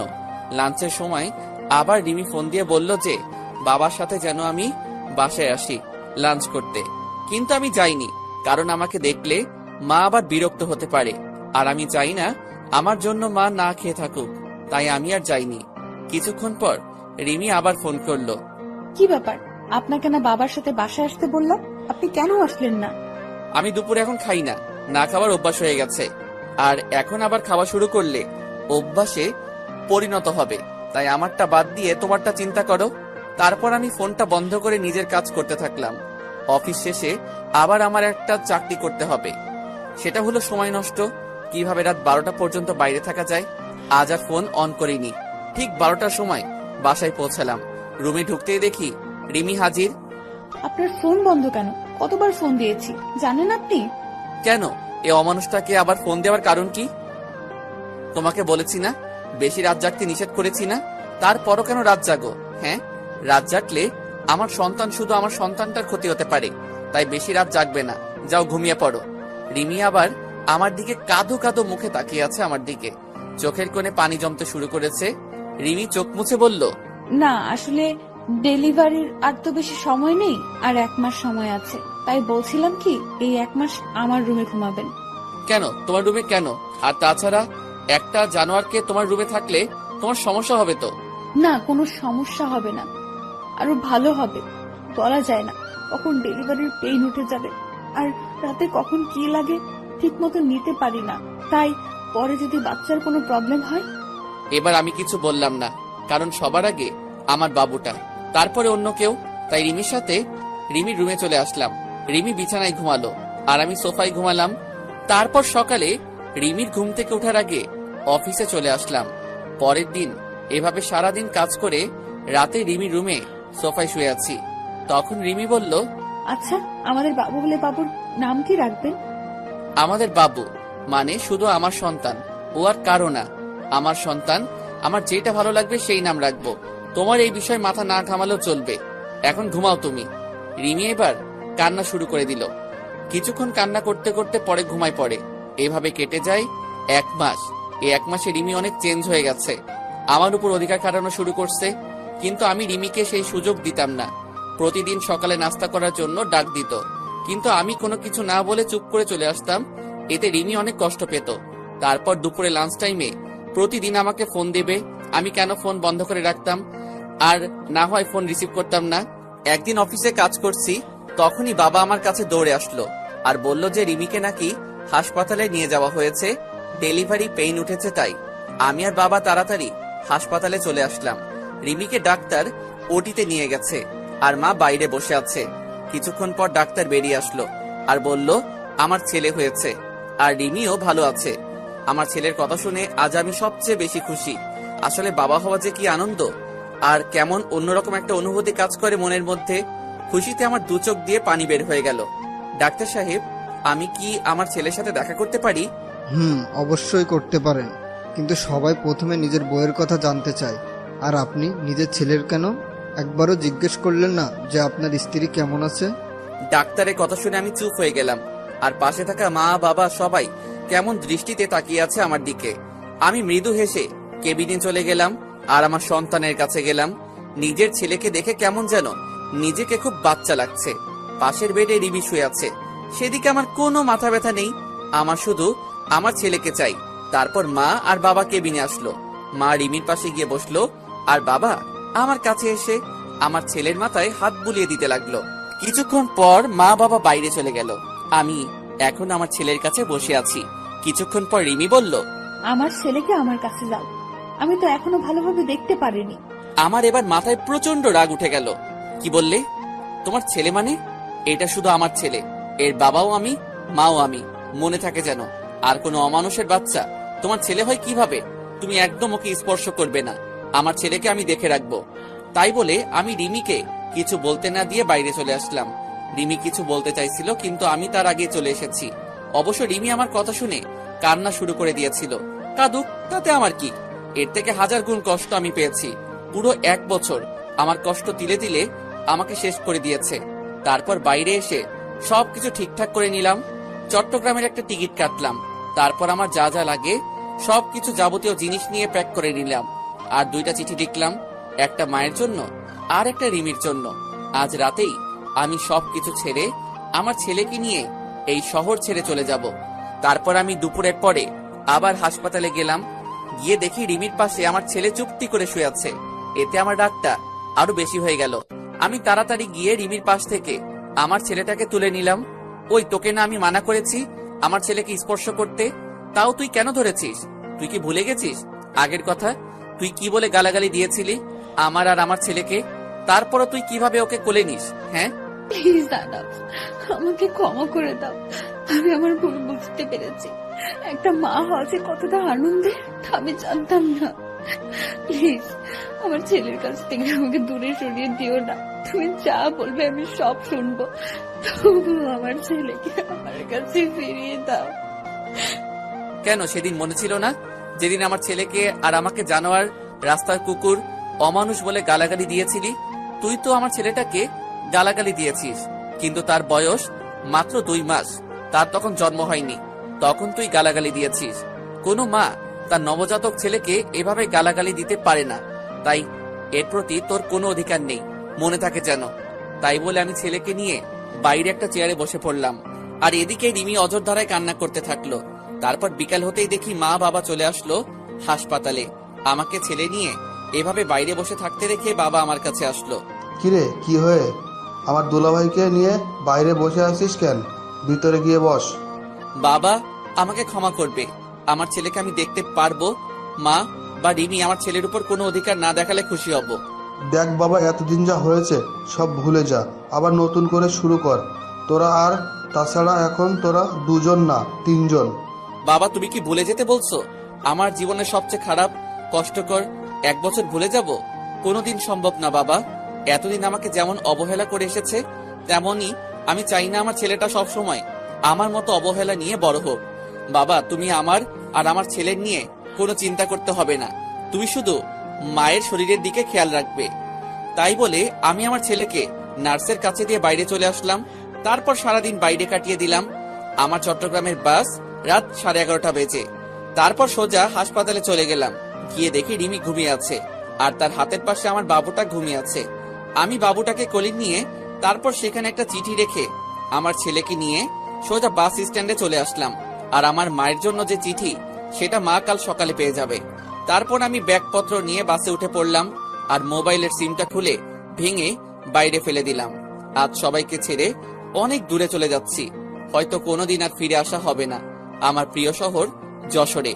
খুব কষ্ট হবে মা বাবাকে ছেড়ে, কিন্তু কি করব, আমার মা আমার সাথে 1 বছর কথা বলেনি, শুধু অবহেলা পেয়েছি। আর রিমিকে তো আমি ভালোবাসতাম, আমি চেয়েছিলাম সবকিছু ভুলে আবার নতুন করে রিমির সাথে সংসার শুরু করব, কিন্তু রিমি আমার নবজাতক বাচ্চাকে অবহেলা করছে। তার তো কোনো দোষ ছিল না, তাই আমি আর চাই না অবহেলা নিয়ে বেঁচে থাকতে। তাই অচেনা শহরে চলে আসলাম নতুন করে জীবন শুরু করতে। পরের দিন সকালে রিমি ঘুম থেকে উঠে দেখে তার ছেলে নেই, আর সেখানে একটা চিঠি রাখা আছে। এদিকে সকালে আহনাফের মায়ের কাছে একটা চিঠি পৌঁছাই দিল একটা অচেনা ছেলে। আহনাফের মা চিঠি পড়তে লাগলো। মা, তুমি যখন আমার চিঠিটা পাবে তখন হয়তো আমি তোমাদের থেকে অনেক দূরে চলে এসেছি নতুন করে জীবন শুরু করতে। মা, আমি জানি তোমাদের ছেড়ে থাকতে খুব কষ্ট হবে, কিন্তু তাও আমাকে মানিয়ে নিতে হবে। আমি যে 1 বছর তোমাদের কাছ থেকে অবহেলা পেয়েছি, সেটা আমি সহ্য করতে পারতাম না মা জান। খুব কষ্ট হতো, মাঝে মাঝে মনে হতো এই পৃথিবী ছেড়ে চিরতরে চলে যায়। কিন্তু আমি আমার ছেলের জন্য নিজের ক্ষতি করিনি, কারণ আমার যদি কিছু হয়ে যেত তাহলে আমার মতো আমার ছেলেটাকে এমন অবহেলা নিয়ে বড় হতে হতো। আর আপনজন অবহেলা করলে কতটা কষ্ট হয় শুধু আমি জানি। তাই আমি তোমাদের ছেড়ে অনেক দূরে চলে যাচ্ছি। আমি তো তোমার কাছে সেই 1 বছর আগে মারা গেছি, তাই আর তোমাদের ছেলে বলে পরিচয় দিতে হবে না। আর আমার এই পাপী নোংরা চেহারা তোমাকে আর দেখতে হবে না। তাই আমি আমার ছেলেকে নিয়ে অনেক দূরে চলে যাচ্ছি মা, যেখানে কোনো অবহেলা নেই। যদি কোনোদিন ভুল করে থাকি তাহলে ক্ষমা করে দিও মা। ইতি, তোমার অবহেলার পাও। আহনাফের মা চিঠিটা পড়া মাত্রই কান্না শুরু করে দিল, আর তাড়াতাড়ি উঠে হাসপাতালে যেতে লাগলো। এদিকে হাসপাতালে আহনাফের দেওয়ার চিঠি পড়তে থাকলো। রিমি, তুমি হয়তো জানো না, তোমাকে আগে 2 বছর যেভাবে ভালোবাসতাম ঠিক সেইভাবে এখনো ভালোবাসি, কিন্তু আমার ভালোবাসা তুমি বুঝলে না। মনে করেছিলাম জেল থেকে বের হয়ে আবার তোমাকে বিয়ে করে 2জন সুখী থাকবো, কিন্তু বিয়ে হলেও আমরা সুখী হতে পারলাম না। তুমি যদি চাইতে তাহলে আমাদের সংসারটা আজ অন্যরকম হতো, কিন্তু তুমি চাওনি, কারণ আমি তো একটা অমানুষ জানোয়ার, তাই না? তুমি তো একদিন বলেছিলে আমার গর্ভে কোনো অমানুষের বাচ্চা ধারণ করতে পারবো না, কিন্তু আমি তোমার প্রতি কৃতজ্ঞ যে আমার ছেলেটাকে তোমার গর্ভে ধারণ করার জন্য। আর তুমি যেদিন আমাকে ভুল বুঝে থাপ্পড় মেরেছিলে সেদিন জানো কতটা কষ্ট পেয়েছিলাম। আর তুমি কি বলেছিলে আমাকে ক্ষমা করে দাও। আমি সেদিন রাগের মাথায় উল্টাপাল্টা বলে ফেলেছি। রিমি, তুমি কি জানো মানুষ রাগের মাথায় সবসময় সত্যি কথা বলে, আর তাই সেদিন তুমি যা বলছো হয়তো সব সত্যি। আর আমি তোমার জীবন নষ্ট করেছিলাম, আর সেই জীবন থেকে আমি চিরদিনের জন্য আমার ছেলেকে নিয়ে চলে যাচ্ছি। তুমি তো একদিন বলেছিলে তোর মতো পাপীর চেহারা আমি দেখতে চাই না, তাই আমি তোমার কথা রাখার জন্য চলে যাচ্ছি। আর আমার ছেলেকে আর কোনোদিন অমানুষ বলে গালাগালি করো না। তুমি পারলে যতদিন গালাগালি করো আমাকে করো, আমার ছেলেকে আমি কেমন ভাবে গড়ে তুলবো জানি না, কিন্তু তোমাদের মতো অবহেলা করব না যেভাবে তোমরা আমাকে করছো। তাই আমি চিরদিনের জন্য তোমাদের ছেড়ে চলে যাচ্ছি কোনো এক অজানা শহরে। যদি পারো আমাকে ক্ষমা করে দিও, হিতি একটা অমানুষ। রিমি আহনাফের চিঠি পেয়ে পাগলের মতো কান্না করতে থাকলো, আর আহনাফ বলে চিৎকার করতে থাকলো। তখনই আহনাফের মা আসলো রুমে, আর রিমি আহনাফের মাকে জড়িয়ে ধরে চিৎকার করে কান্না করতে থাকলো, আর বারবার আহনাফ ফিরিয়ে আসো, আমার ছেলেকে ফিরিয়ে দাও বলে চিৎকার করে কান্না করতে থাকলো। আর এদিকে আহনাফ তার ছোট ছেলেকে নিয়ে এক অচেনা শহরে চলে আসলো। কাউকে চিনে না, কোথায় থাকবে আহনাফ নিজেই জানে না। পরের দিন আমি আমার ছেলেকে নিয়ে একটা চায়ের দোকানে বসে আছি। আমি হালকা নাস্তা করে আমার ছেলের জন্য দুধ কিনে তাকে কষ্ট করে খাওয়ালাম। অনেক হয়েছে, এবার আমার ছেলের একটা নাম রাখতে হবে, তাই আমার ছেলের নাম আব্দুল্লাহ আল সামি রাখলাম, কিন্তু আমি তাকে সামি বলেই ডাকবো, আপনারাও ডাকতে পারেন সামি বলে। তারপর দোকানে আর কিছুক্ষণ বসে থাকার পরে হঠাৎ করে দোকানদার বলল, কি ব্যাপার, আপনি এতটুকু বাচ্চা নিয়ে এভাবে ঘুরে বেড়াচ্ছেন কেন? আর বাচ্চার মা কোথায়? আসলে আমি এই শহরে নতুন, তাই কাউকে চিনি না, আর থাকার একটা জায়গাও নেই, আর বাচ্চার মা নেই, আমি তার মা বাবা। তারপর দোকানদার কি যেন ভেবে বলল, আপনি চাইলে আমার বাড়ির পাশের একটা ছোট বাড়ি আছে, আপনাদের দুজনের থাকার জন্য বেশ ভালো জায়গা। আমি দোকানদারের কথা শুনে বেশ খুশি হলাম। আমি আর কিছু না ভেবে তার কথায় রাজি হয়ে গেলাম। তারপর তিনি আমাকে বাসাটা দেখিয়ে দিয়ে চলে গেল আর বলল, আমার বাড়িটা পাশে, আমি আমার মেয়েকে বলে যাচ্ছি আপনার যা যা লাগবে সবকিছু যেন সে দেখে নেয়, আর কোনো সমস্যা হলে আমার মেয়েকে বলবেন। দোকানদার তাই বলে চলে গেল, আর আমি ঘরটা একটু দেখে নিয়ে কাজ শুরু করে দিলাম, মানে ঘর গোছানোর কাজ। কিছুক্ষণ পর দেখি একটা মেয়ে আসলো রুমে। ও, আপনি তাহলে তিনি যার কথা বাবা বলে গেল? তার মানে ইনি দোকানদারের মেয়ে হবে হয়তো। দেখতে মাশাআল্লাহ বেশ সুন্দর, তবে গরিব বলে বেশি সাধারণভাবে চলাফেরা করে, তাই সৌন্দর্যটা বেশি ফুটে উঠছে না। জি, আমি এই ঘর ভাড়া নিয়েছি, আসলে এখানে কাউকে চিনি না তো, তাই আপনাকে আসতে হলো। আপনি একটু দেখিয়ে দিলেই চলবে। আরে আপনি কোনো চিন্তা করবেন না, আপনার যা যা দরকার বলবেন, আমি দেখিয়ে দেব। আর আমাকে আপনি করে না বলে নাম ধরে ডাকলে খুশি হব। আমার নাম তনিমা, তনিমা বললেই খুশি হব। ও আচ্ছা, নাম ধরেই ডাকবো। তখনই স্বামী কেঁদে উঠলো, আর তনিমা বলল, এখানে একটা বাচ্চা কান্না করছে কোথায়? আমি তাড়াতাড়ি গিয়ে স্বামীকে কোলে তুলে নিলাম, কিন্তু কান্না থামার কোনো নাম গন্ধই নেই। এই বাচ্চাটা কার? কার বাচ্চা চুরি করে নিয়ে আসছেন? বলেন কার বাচ্চা, নইলে আমি কিন্তু লোকজন ডাকবো আর বলবো আপনি একটা বাচ্চা পাচারকারী। আমি বাচ্চা চুরি করতে যাব কেন? এটা আমার ছেলে, আমি ওর বাবা, আর আমি কোনো বাচ্চা পাচারকারী না, বুঝলেন? তাহলে বাচ্চার মা কোথায়? বাচ্চার মাকে তো দেখতে পাচ্ছি না। আমার ছেলের মা নেই, সে আমার ছেলেটাকে জন্ম দিতে গিয়ে মারা গেছে। এখন থেকে আমি ওর মা বাবা। ও, তা আগে বলবেন তো। আর বাচ্চা কেউ এইভাবে কোলে নেয়? দেন আমার কাছে, দেন। তাই বলে তনিমা আমার কাছ থেকে বাচ্চাটা নিজের কাছে নিয়ে নিল, আর স্বামীর কান্না থেমে গেল। আসলে বাচ্চারা মাতৃ করে বেশি মানায়। আচ্ছা, আপনি ঘরটা গোছান, আমি আপনার ছেলেকে দেখছি। তাই বলে তনিমা স্বামীকে নিয়ে বাইরে চলে গেল, আর আমি ঘরটা গোছানো শুরু করলাম। ঘর গোছানো শেষে আমি বাইরে গিয়ে দেখি স্বামী তনিমার কোলে আরামে ঘুমিয়ে আছে। দেখে খুব ভালো লাগলো, কারণ সারাটা দিন বাসের মধ্যে ভালোভাবে ঘুমাতে পারিনি। দেন স্বামীকে আমার কাছে দেন, রুমে শুয়ে দিয়ে আসি। আপনার কাছে দিলে আবার ঘুম ভেঙে যাবে, আমি নিয়ে যাচ্ছি, চলেন। তারপর তনিমা স্বামীকে বিছানায় রেখে চলে আসবে, তখন বলল, আচ্ছা, আপনার নামটাই তো জানা হলো না। আমার নাম আহনাফ হাসান, আমাকে আহনাফ বলে ডাকলেই হবে। ও আচ্ছা, দুপুরে আমাদের বাসায় খাবেন, বাবা বলে গেছে যেন দুপুরে খাবার যেন আমাদের বাসায় খাই। আমি শুধু মাথা নাড়িয়ে ইশারা করে হ্যাঁ বললাম। তারপর আমি নিজের ঘরে চলে আসলাম আর কিছু টুকটাক কাজ করে নিলাম। আসার সময় কিছু টাকা নিয়ে এসেছিলাম, এখন আপাতত এই টাকা দিয়ে চলতে হবে, আর কিছুদিনের মধ্যে একটা চাকরি জোগাড় করতে হবে। কিন্তু আমি চাকরি করতে গেলে স্বামীকে কে দেখবে? তারপর আমি দুপুরের সময় বসে আছি, তখনই তনিমা আমার জন্য খাবার নিয়ে আসলো আর স্বামীর জন্য ফিডারে করে দুধ নিয়ে আসলো। আপনি আবার কষ্ট করে নিয়ে আসলেন কেন? আমাকে বললে আমি গিয়ে নিয়ে আসতাম। তা কি করে হয়? আপনি তো আমাদের মেহমান, তাই আপনার ভালো মন্দ দেখার সব দায়িত্ব আমার। তারপর আমি তনিমার কাছ থেকে দুধের ফিডারটা নিয়ে স্বামীর দুধ খাওয়াতে যাব, তখন তনিমা বলল, এইসব কাজ আপনাদের না, এসব কাজ আমাদের, তাই আপনি খেয়ে নেন, আমি স্বামীকে দুধ খাওয়াচ্ছি।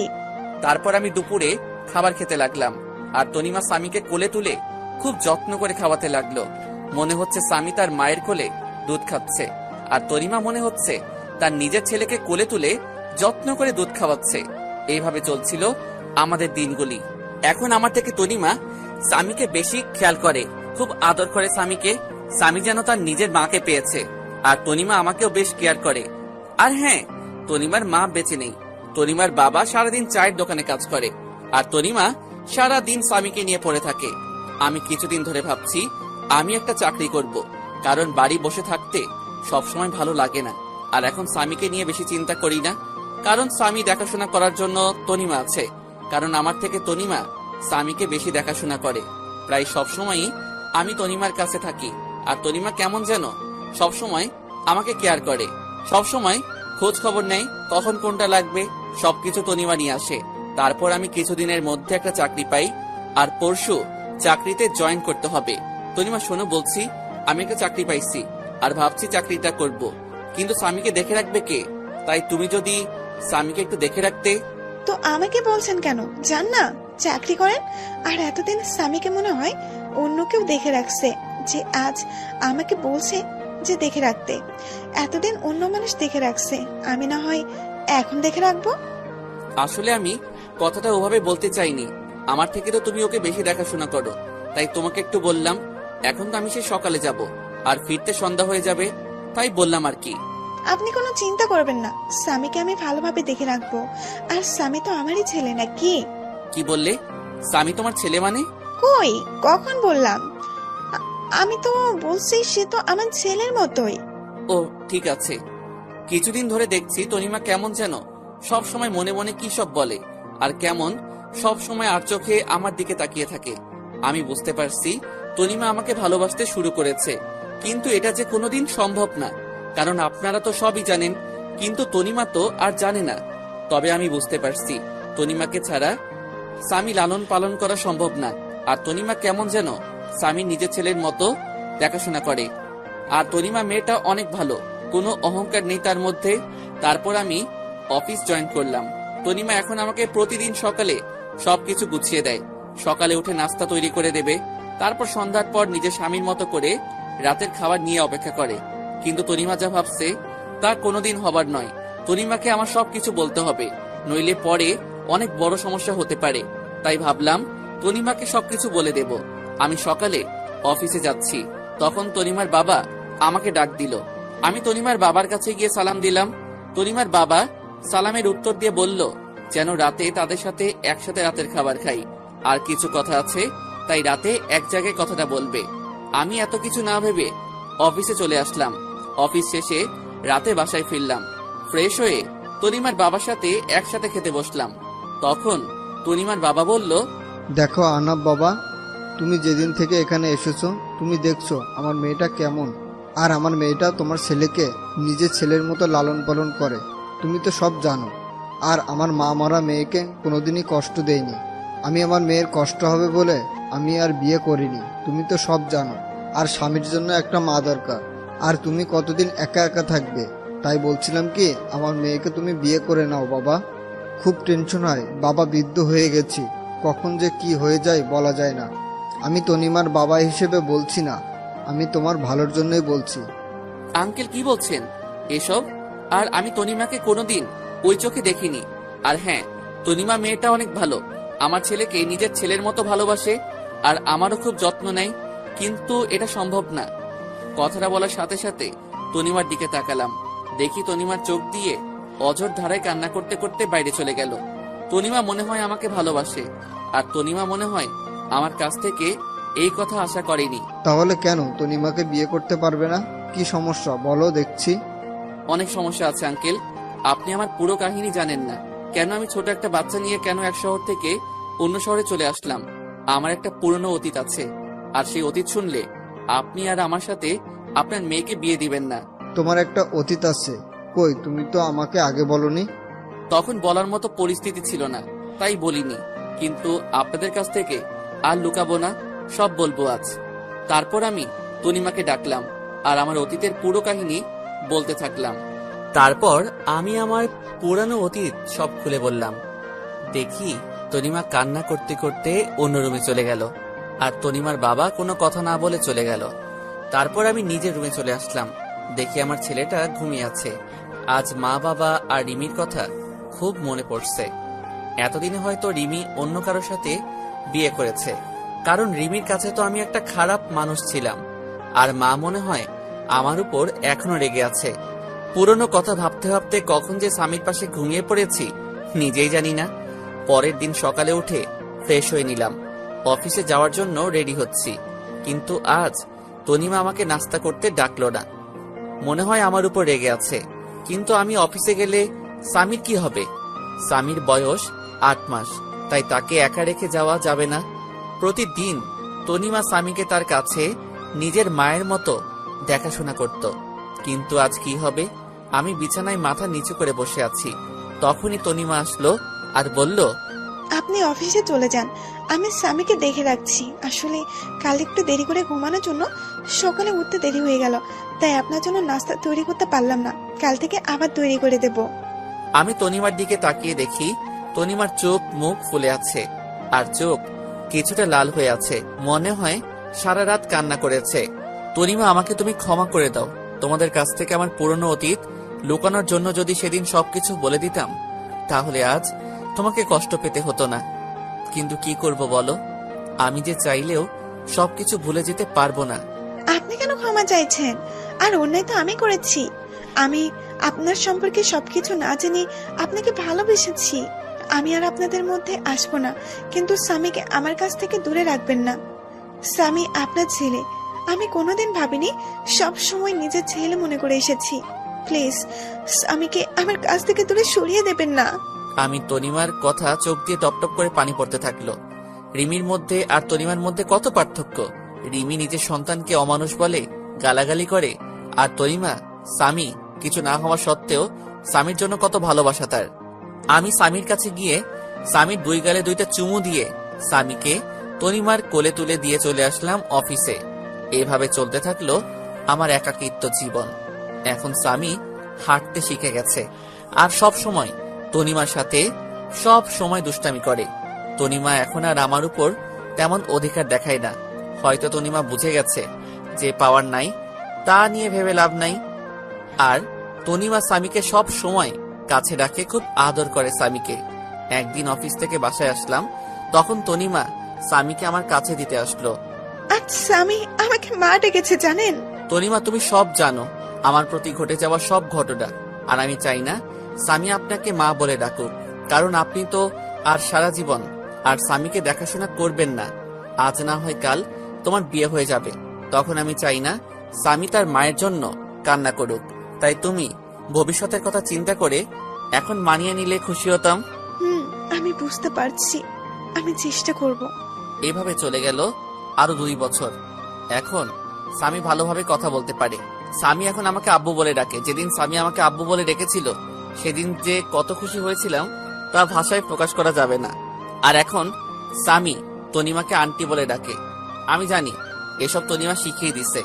এভাবে আরো কিছুদিন যাওয়ার পর তনিমা এসে বলল, বাবা আমার বিয়ে ঠিক করে ফেলেছে, কিন্তু সে স্বামীকে ছাড়া থাকতে পারবে না বলে অযোধ্যায় কান্না করতে থাকলো।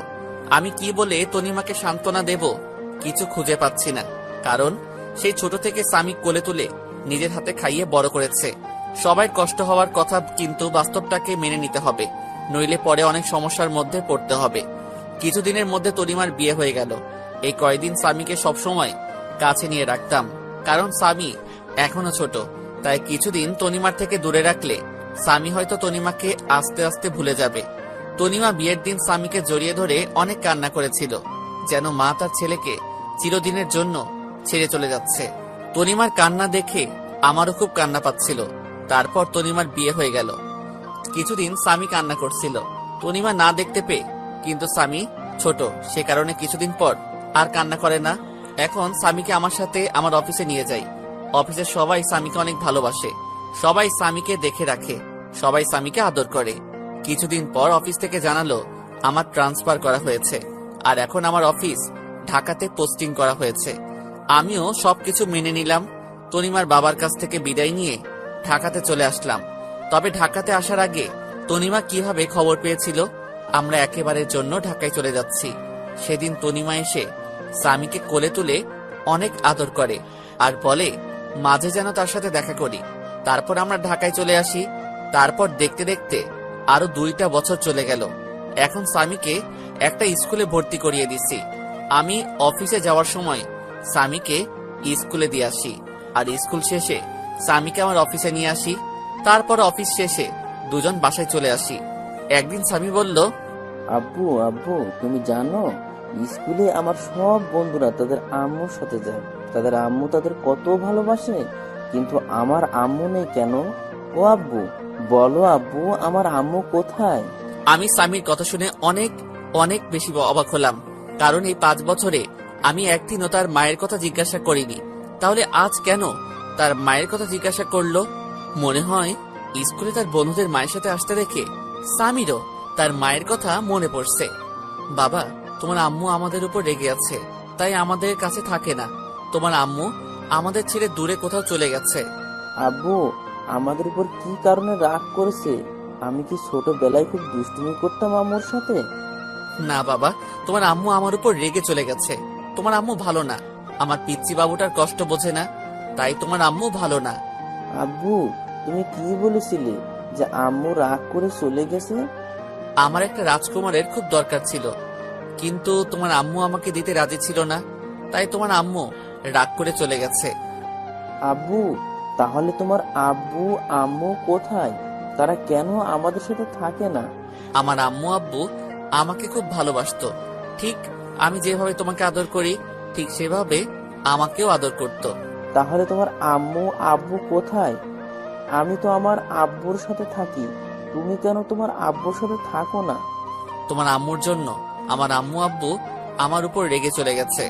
তাহলে আমার আম্মুর কাছে কোনোদিন যাব না। কেন যাবে না? তুমি তোমার আম্মুর কাছে, তুমি তো এইমাত্র বললে আমি আম্মুর কাছে যাব। না যাব না, আম্মু খুব খারাপ, অনেক পচা। আমার আম্মুর জন্য তোমার আম্মু আব্বু তোমার উপর রাগ করে চলে গেছে। পরে যদি আম্মুর জন্য তুমি যদি আমার উপর রেগে আমাকে ছেড়ে চলে যাও। না বাবা, তোমাকে ছেড়ে আমি কোথাও যাব না। আব্বু আমি তোমার আম্মুর আব্বুর কাছে যাব। কেন? তুমি আমার আম্মু আব্বুর কাছে যাবে কেন? আমি তোমার আম্মু আব্বুর কাছে গিয়ে মাপ চাইবো, যেন আমার আব্বুর উপর যেন আর রেগে না থাকে। না বাবা, তারা তোমার কথা শুনবে না। আমার উপর আমার আম্মু অনেক রেগে আছে। না আব্বু, আমি যাব আর তোমার আম্মুর কাছে পা জড়ি ধরে মাপ চাইবো, যেন তোমাকে মাফ করে দেয়। আচ্ছা বাবা, তোমার পরীক্ষা শেষ হলে নিয়ে যাব। ঠিক আছে বাবা? ঠিক আছে আব্বু। তাই বলে স্বামী শুয়ে পড়ল, আর আমি ভাবতে থাকলাম আমাকেও অনেক মা বাবাকে দেখতে ইচ্ছে করছে। অনেকদিন মা বাবাকে দেখিনি, তাই স্বামীর পরীক্ষা শেষ হলে কিছুদিনের জন্য আবার সেই নিজের চিরচেনা শহর যশোরে যাব। এতদিনে মনে হয় রিমি আর একটা বিয়ে করে স্বামীর সাথে সুখে শান্তিতে সংসার করছে। রিমি সুখে থাকলেই ভালো, আমি আর কারো প্রতি মায়া জন্মাতে দেব না। এক রিমিকে ভালোবেসে আমার জীবনটা শেষ করে দিয়েছে, আমার মা বাবার কাছ থেকে আলাদা করে দিছে। আমি আর আমার ছেলের মাঝখানে অন্য কাউকে আসতে দেব না। তারপর পুরনো কথা ভাবতে ভাবতে কখন যে ঘুমিয়ে পড়েছি ঠিক খেয়াল নেই। তারপর সকালে ফ্রেশ হয়ে স্বামীকে তৈরি করে স্বামীর স্কুলে নামিয়ে দিয়ে আমি অফিসে চলে আসলাম। এইভাবে দেখতে দেখতে স্বামীর পরীক্ষা শেষ হয়ে গেল, আর আমারও অফিস কিছুদিনের জন্য ছুটি নিয়ে আমার নিজের শহরে যাওয়ার জন্য ব্যাগপত্র গুছিয়ে নিলাম। পরের দিন রাত 12টার সময় ঢাকা টু যশোর 2টা টিকিট কিনে বাসে উঠে পড়লাম। আজ 5 বছর পর নিজের শহরে যাচ্ছি। মনের মধ্যে কেমন অন্যরকম একটা ভয় কাজ করছে। দীর্ঘ 6 ঘন্টা জার্নি করার পরে নিজের শহরে পৌঁছালাম। খুব ভালো লাগছে। অনেকদিন পর নিজের শহরে আসলাম। অনেক স্মৃতি জড়িয়ে আছে এই শহরের সাথে। তারপর একটা সিএনজি নিয়ে নিজের বাড়ির দিকে রওনা হলাম। 30 মিনিট পর আমার বাসার সামনে আসলাম। বাড়িটা এখনো আগের মতো রয়েছে। এবারও মনে হয় বাড়িতে চুনকাম করা হয়নি। আমি দরজার সামনে দাঁড়িয়ে কলিং বেল বাজালাম। কিছুক্ষণ পর দরজা খুলে গেল, আর আমার মা দরজা খুলে দিল। মা আমাকে দেখে আমার দিকে অবাক দৃষ্টিতে তাকিয়ে আছে। মা আমাকে দেখে অঝোর ধারায় কান্না করে দিল, আর আমাকে জড়িয়ে ধরে হাউ মাউ করে কান্না করছে। আমিও 5 বছর পর মাকে দেখে আমিও কান্না করে দিলাম। আব্বু, তুমি কান্না করছো কেন? আর ইনি কি তোমার আম্মু? হঠাৎ করে স্বামী ডাকে আমাদের হুঁশ ফিরল। মা আমাকে ছেড়ে দিয়ে বলল, আমার দাদু ভাই। আমি মাথা ঝাঁকিয়ে ইশারা করে বললাম, হ্যাঁ। এবার মা নিচু হয়ে স্বামীর সামনে বসে পড়ল, আর সারা মুখে মা চুমু দিতে থাকলো, আর জড়িয়ে ধরে কান্না করতে লাগলো, আর বলল, বাবা আহনাফ, আমাকে ক্ষমা করে দে বাবা। তোকে না বুঝে অনেক কষ্ট আর অবহেলা করেছি রে বাবা। আমাকে তুই মাফ করে দে। মা কি বলছো তুমি? ছেলের কাছে কোনো মা মাফ চাই? তুমি আমাকে মাফ করে দাও এই 5 বছর তোমাদেরকে ছেড়ে দূরে থাকার জন্য। তুমি কাঁদছো কেন আব্বুর আম্মু? তুমি আমার আব্বুর উপর এখনো রেগে আছো? আমার আব্বুকে তুমি মাফ করে দাও। না দাদু ভাই, তোমার আব্বুর উপর আমার কোনো রাগ নেই, তবে অনেক অভিমান রয়েছে। 5 বছর আমার কথা তার একবারও মনে পড়েনি। খুব অভিমান তোমার আব্বুর উপর। আমার উপরে কি রাগ আর অভিমান করে আছো তুমি? যদি রাগ থাকে তাহলে আব্বুর মতো আমাকেও মাফ করে দাও। না দাদু ভাই, তোমার উপর কোনো রাগ বা অভিমান নেই। তুমি তো আমার সোনা দাদু ভাই। তাহলে আজ থেকে আমি তোমাকে কি বলে ডাকবো? আমাকে দাদু ভাই বলে ডাকবে, কেমন? আচ্ছা দাদু ভাই, তাই বলবো। তারপর আমরা বাসার ভিতরে ঢুকে গেলাম। বাসাটা ঠিক আগের মতোই আছে, কিছু পরিবর্তন হয়নি, শুধু অবহেলাটা নেই। তারপর ব্যাগপত্র নিয়ে আমি আর স্বামী উপরে উঠে রুমে প্রবেশ করলাম। আর তখন আমি বেশ অবাক হলাম, মানে প্রচন্ড অবাক হলাম, কারণ আমি কোনোদিন ভাবতে পারিনি রিমি এখানে থাকবে। হ্যাঁ, রিমি দেখি বিছানায় বসে আছে। অন্যদিকে ফিরে আমরা এসেছি হয়তো এখনো জানে না, কিন্তু রিমি এ বাড়িতে কেন? রিমিকে তো আমি মুক্ত করে দিয়েছি, তাহলে রিমি কেন এখনো এই বাড়িতে পড়ে আছে? আব্বু চলো, দাঁড়িয়ে পড়লে কেন? স্বামীর কথা শুনে রিমি আমাদের দিকে ফিরল। আমাদেরকে দেখে রিমির সাথে সাথে বিছানা থেকে লাফ দিয়ে নেমে পড়ল, আর অবাক করা দৃষ্টিতে তাকিয়ে আছে আমাদের দিকে। রিমি আমার থেকে অনেক চেঞ্জ হয়ে গেছে, অনেক শুকিয়ে গেছে আর পাতলা হয়ে গেছে। রিমি কিছু বলছে না, চোখের পানি টলমল করছে। রিমি এবার দৌড়িয়ে এসে আমাকে জড়িয়ে ধরলো আর চিৎকার করে কান্না করতে থাকলো। রিমি আমাকে জড়িয়ে ধরে জোরে জোরে কান্না করছে, আর আমার গালে হাত দিয়ে আমার কপালে 2 গালে দাড়িতে পাগলের মতো চুমু খেতে লাগলো, আর শক্ত করে জড়িয়ে ধরে আছে। কোথায় ছিলে তুমি এই 5 বছর? তুমি চলে যাওয়ার পর তোমাকে আমি পাগলের মতো খুঁজেছি। জানো, তুমি চলে যাওয়ার পরে আমি পাগলের মতন হয়ে গেছিলাম। তোমাকে অবহেলা করতে করতে কখন যে ভালোবেসে ফেলেছিলাম নিজেই জানি না। কিন্তু আমাকে কি না বলতে দিয়ে আমাকে ছেড়ে চলে গেলে? খুব ভালোবাসি তোমাকে, প্লিজ আমাকে আর ছেড়ে চলে যেও না। আমি রিমিকে এক ঝটকায় সরিয়ে দিলাম আর বললাম, কে আপনি? আর আমাকে এভাবে জড়িয়ে ধরে কান্না করছেন কেন? আর কি সব ভালোবাসার কথা বলছেন? আমি কাউকে ভালোবাসতাম, এখন আর কাউকে ভালোবাসি না। রিমি আমার কথা শুনে যেন মনে হলো রিমির মাথায় যেন আকাশ ভেঙে পড়লো। রিমি আমার দিকে করুণ দৃষ্টিতে তাকিয়ে আছে। প্লিজ আহনাফ, আমাকে মাফ করে দাও। আমি তোমাকে ছাড়া বাঁচতে পারবো না। আমাকে আর কষ্ট দিও না। তোমার দেওয়া কষ্ট আমি আর সহ্য করতে পারছি না। প্রতিদিন রাতে তোমার কথা ভেবে অনেক কষ্ট করতাম, অনেক কান্না করতাম। তুমি আসবে বলে প্রতিদিন তোমার পথের দিকে চেয়ে থাকতাম। তুমি আসবে আর আমাকে তোমার বুকে জড়িয়ে ধরে রাখবে। প্লিজ আমাকে মাফ করে দাও। আমি আর কষ্ট সহ্য করতে পারছি না। হাসালে, তুমি আমাকে ভালোবাসো তাই না? কোথায় ছিল তোমার এত ভালোবাসা? যেদিন তোমাকে একবার দেখার জন্য টানা 2 বছর তোমার পিছনে পড়েছিলাম, কোথায় ছিল তোমার ভালোবাসা? যেদিন আমি ভালোবাসার নামে শুধু অবহেলা পেয়েছি, তোমার কাছে প্রতিদিন মাফ চাইতাম আমার একটা মাত্র অন্যায়ের জন্য, কিন্তু আমি কি পেয়েছি? শুধু কিছু সুন্দর সুন্দর গালাগালি আর মায়ের অবহেলা। তুমি কি জানো আপনজনের অবহেলা কত কষ্টকর, কতটা অসহ্য, যা আমাকে ভিতর থেকে একদম শেষ করে দিয়েছে। তাই আমি আর কখনো অবহেলা সহ্য করতে পারবো না। আর কারো প্রতি আমার কোনো টান নেই বা ভালোবাসা নেই। এখন শুধু আমি আমার ছেলেকে নিয়ে বাঁচতে চাই। আমার পুরো পৃথিবী জুড়ে এখন শুধু আমার ছেলে রয়েছে। আমি আর কাউকে আমার পৃথিবীতে প্রবেশ করতে দেব না। রিমি এবার নিচে তাকিয়ে দেখে সামি দাঁড়িয়ে আছে। রিমি সামিকে দেখে আরো জোরে কান্না শুরু করে দিল। আর রিমি হাঁটু ভাঁজ করে সামির সামনে গিয়ে বসে পড়ল আর জড়িয়ে ধরলো সামিকে। সামিকে জড়িয়ে ধরে কান্না করতে থাকলো আর দুই গালে চুমু খেলো। রিমির এমন ঢঙের ভালোবাসা দেখে আমার রাগটা চরমে উঠে গেল। রিমির সেসব বলা কথা হঠাৎ করে মনে পড়ে গেল। আমি রিমির কাছে থেকে সামিকে সরিয়ে নিয়ে সামিকে কোলে তুলে নিলাম। কি করছেন আপনি? আমার ছেলেকে এভাবে জড়িয়ে ধরেছেন কেন? আর ওকে এভাবে চুমু দিচ্ছেন কেন? কোনো অধিকার নেই আমার ছেলের উপর? কেন আমার ছেলেকে আমি জড়িয়ে ধরবো? তাতে অধিকারের কি আছে এখানে? তোমার ছেলে তাই না? কেউ একজন বলেছিল কোনো অমানুষের বাচ্চা আমার বাচ্চা হতে পারে না, তাই তাকে নষ্ট করে দিতে চেয়েছিল। আর আমি আমার ছেলে তো একটা অমানুষ। আর আমাদের মতো অমানুষকে আপনি নিজের ছেলে বলে দাবি করছেন? শুনে রাখুন, সামি শুধু আমার ছেলে আর কারো নয়। কেউ যদি আমার ছেলেকে আমার কাছ থেকে নিতে আসে তাহলে আমার থেকে কেউ খারাপ হবে না। এই বলে আমি ব্যাগপত্র আর সামিকে নিয়ে আমি আগে যেই রুমে থাকতাম সেই রুমে চলে আসলাম। রুমটা ঠিক আগের মতোই আছে। মনে হয় প্রতিদিন কেউ রুমটা নিজের মতো করে গুছিয়ে রাখতো। আর এদিকে রিমি কান্না করতে করতে নিচে নেমে সোজা মাকে জড়িয়ে ধরে কান্না করতে থাকলো। কি হয়েছে রিমি, কান্না করছো কেন? মা, আমি কি এতটাই খারাপ যে তোমার ছেলে আমাকে এতটা ঘৃণা করে? এমনকি আমার ছেলেকে আমি একটু জড়িয়ে ধরেছি বলে তোমার ছেলে বলল আমার ছেলের উপর নাকি আমার কোনো অধিকার নেই। তুমি বলো মা, আমার ছেলেকে আমি আদর করবো না তো কে আদর করবে? আর তোমার ছেলে বলল আমি যেন আমার ছেলেকে স্পর্শ না করি। আহনাফ মনে হয় আগের কথা কিছু ভুলতে পারিনি। এখনো মনে হয় তোর উপর রেগে আছে, তাই হয়তো তোর সাথে এমন ব্যবহার করছে। যখন তোর প্রতি রাগ কমে যাবে তখন দেখবি আস্তে আস্তে সব ঠিক হয়ে যাবে।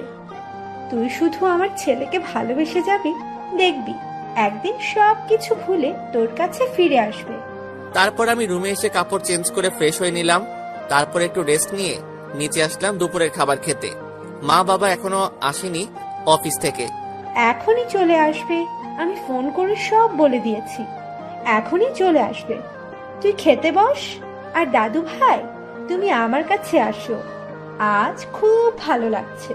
আজ অনেকদিন পর একসাথে এক টেবিলে খেতে বসলাম। মা রিমি, তুমি আহনাফের পাশে বসে আহনাফকে খাবার আগিয়ে দাও। তারপর যেই রিমি আমার পাশে বসলো আমি উঠে গেলাম চেয়ার থেকে। মা, আমি পরে খেয়ে নেব, এখন খেতে ইচ্ছে করছে না। আর স্বামীকে খাইয়ে দিয়ে সোজা আমার রুমে নিয়ে আসবে, ঠিক আছে মা? তাই বলে আমি উপরে উঠে রুমে চলে আসলাম। এভাবে কিছুক্ষণ রেস্ট নেওয়ার পর বাসার কাজের লোক আমার রুমে খাবার দিয়ে গেল। খাবার খেয়ে একটু রেস্ট নিয়ে নিলাম, কিন্তু স্বামী এখনো রুমে আসলো না কেন? আমি উঠে নিচে গিয়ে দেখি রিমি আর স্বামী নিচে বসে আছে। বলতে গেলে স্বামী রিমির কোলে বসে বসে খেলা করছে আর রিমি মাঝে মাঝে স্বামীর মুখে চুমু দিচ্ছে। আমি রিমির কাছ দেখে মাথাটা পুরো গরম হয়ে গেল। যখন জানতে পারে আমাদের ছেলে আসছে পৃথিবীতে, তখন রিমি যতটা না আমাকে অবহেলা করছে তার থেকে বেশি গালাগালি করছে আমার ছেলেটাকে। তাই আমি সোজা নিচে নেমে চলে আসলাম। আমি নিচে গিয়ে রিমির কোল থেকে স্বামীকে নিয়ে নিলাম। আপনাকে বলছি না আমার ছেলের উপর কোনো অধিকার দেখাতে আসবেন না? তারপরও কেন আমার ছেলের কাছে আসার চেষ্টা করছেন? আর আমি চাই না কোনো জানোয়ারের বাচ্চা কাছে আসুক। তাই বলে আমি ওখান থেকে স্বামীকে নিয়ে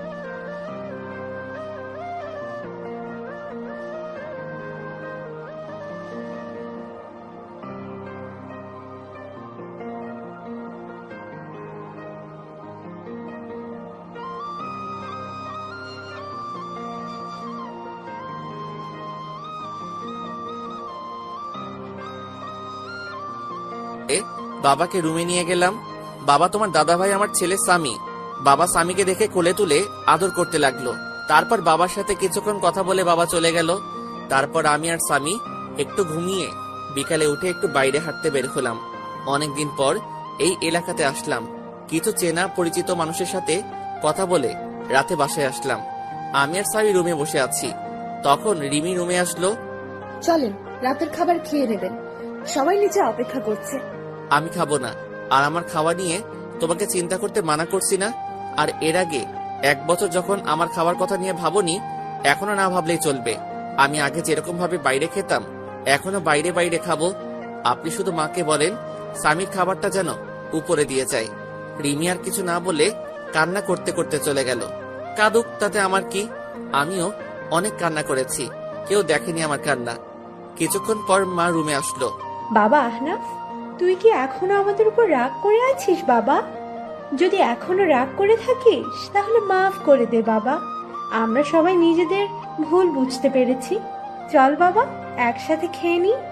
না মা, আমার কিছু খেতে ইচ্ছে করছে না। আর তাছাড়া আমার বাইরের খাবার খেয়ে অভ্যাস হয়ে গেছে, তাই বাসার খাবার না খেলেও চলবে।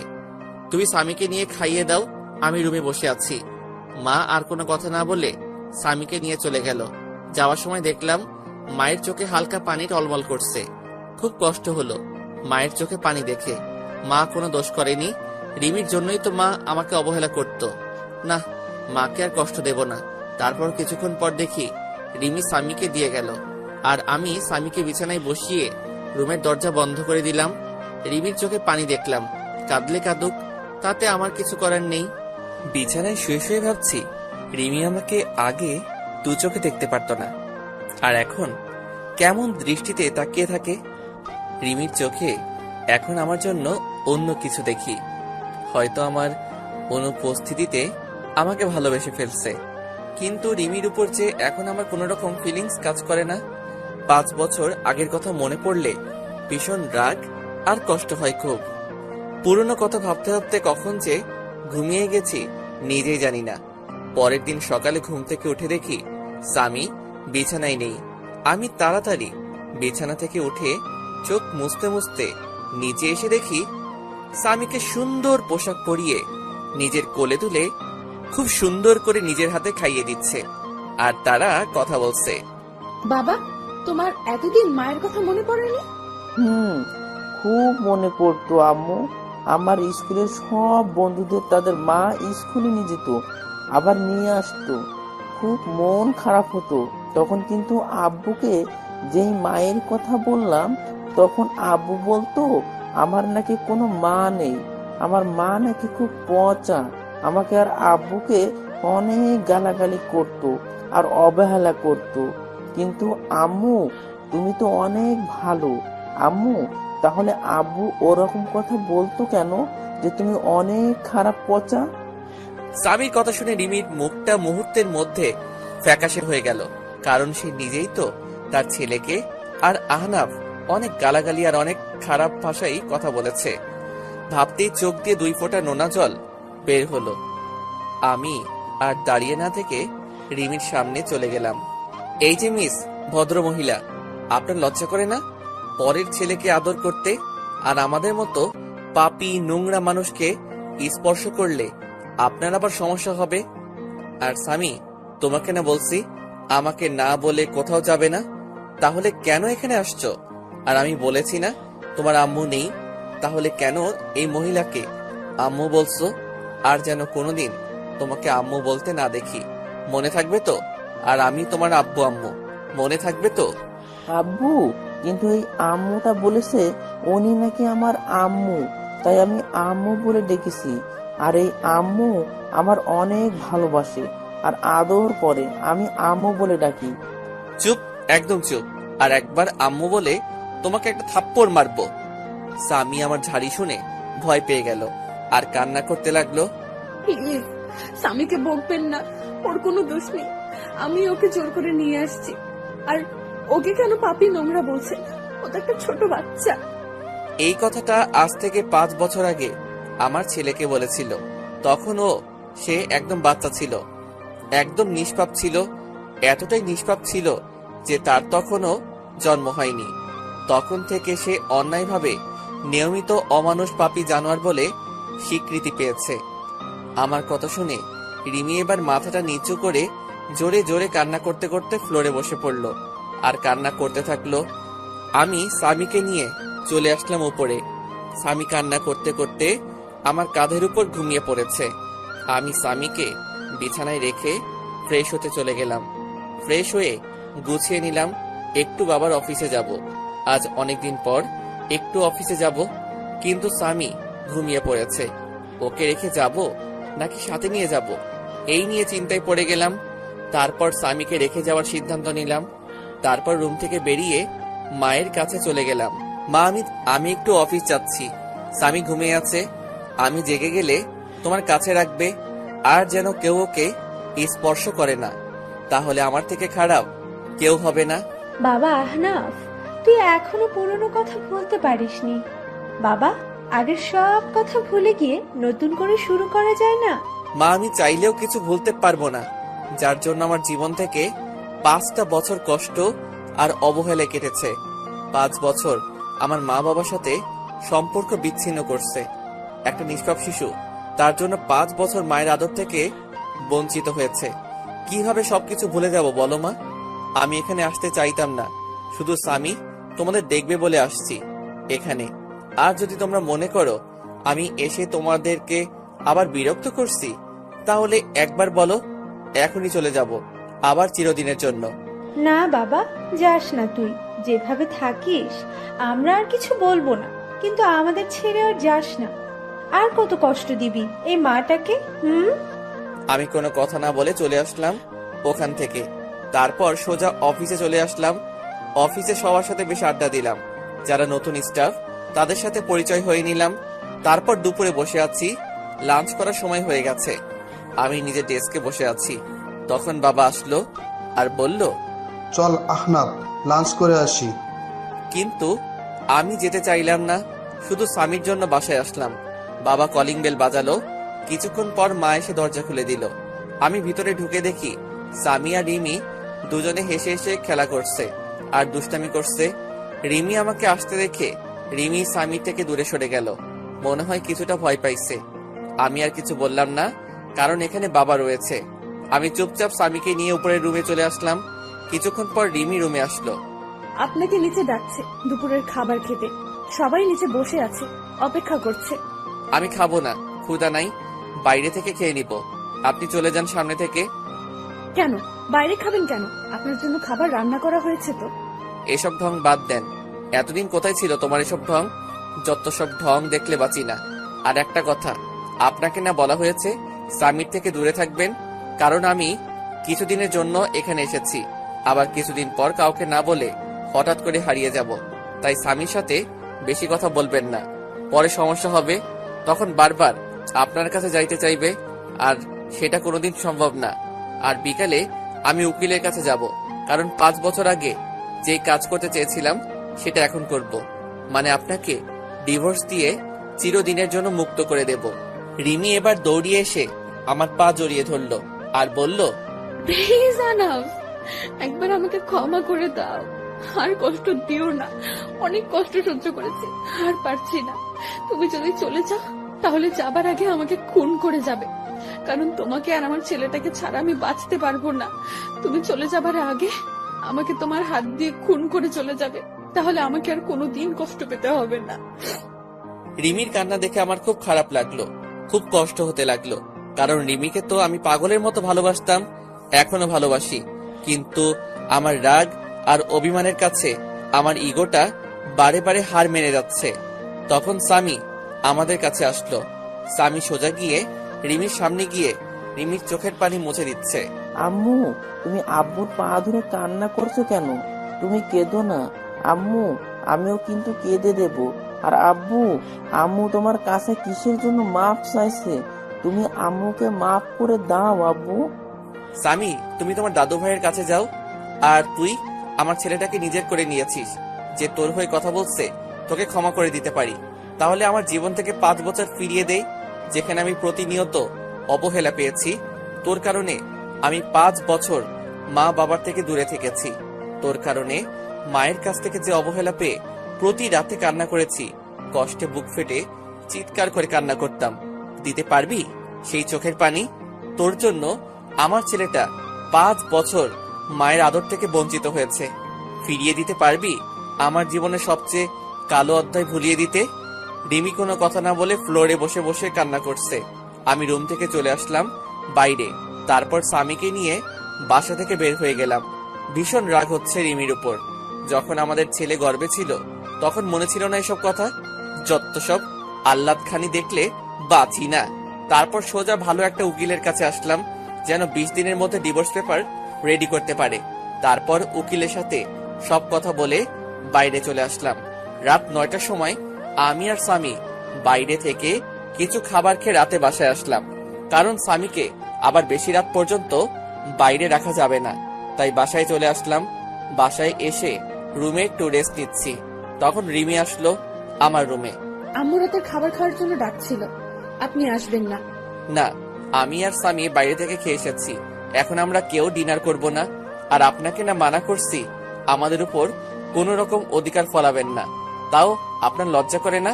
কেন বারবার নীল লজ্জের মতো আমার রুমে আসেন? হ্যাঁ?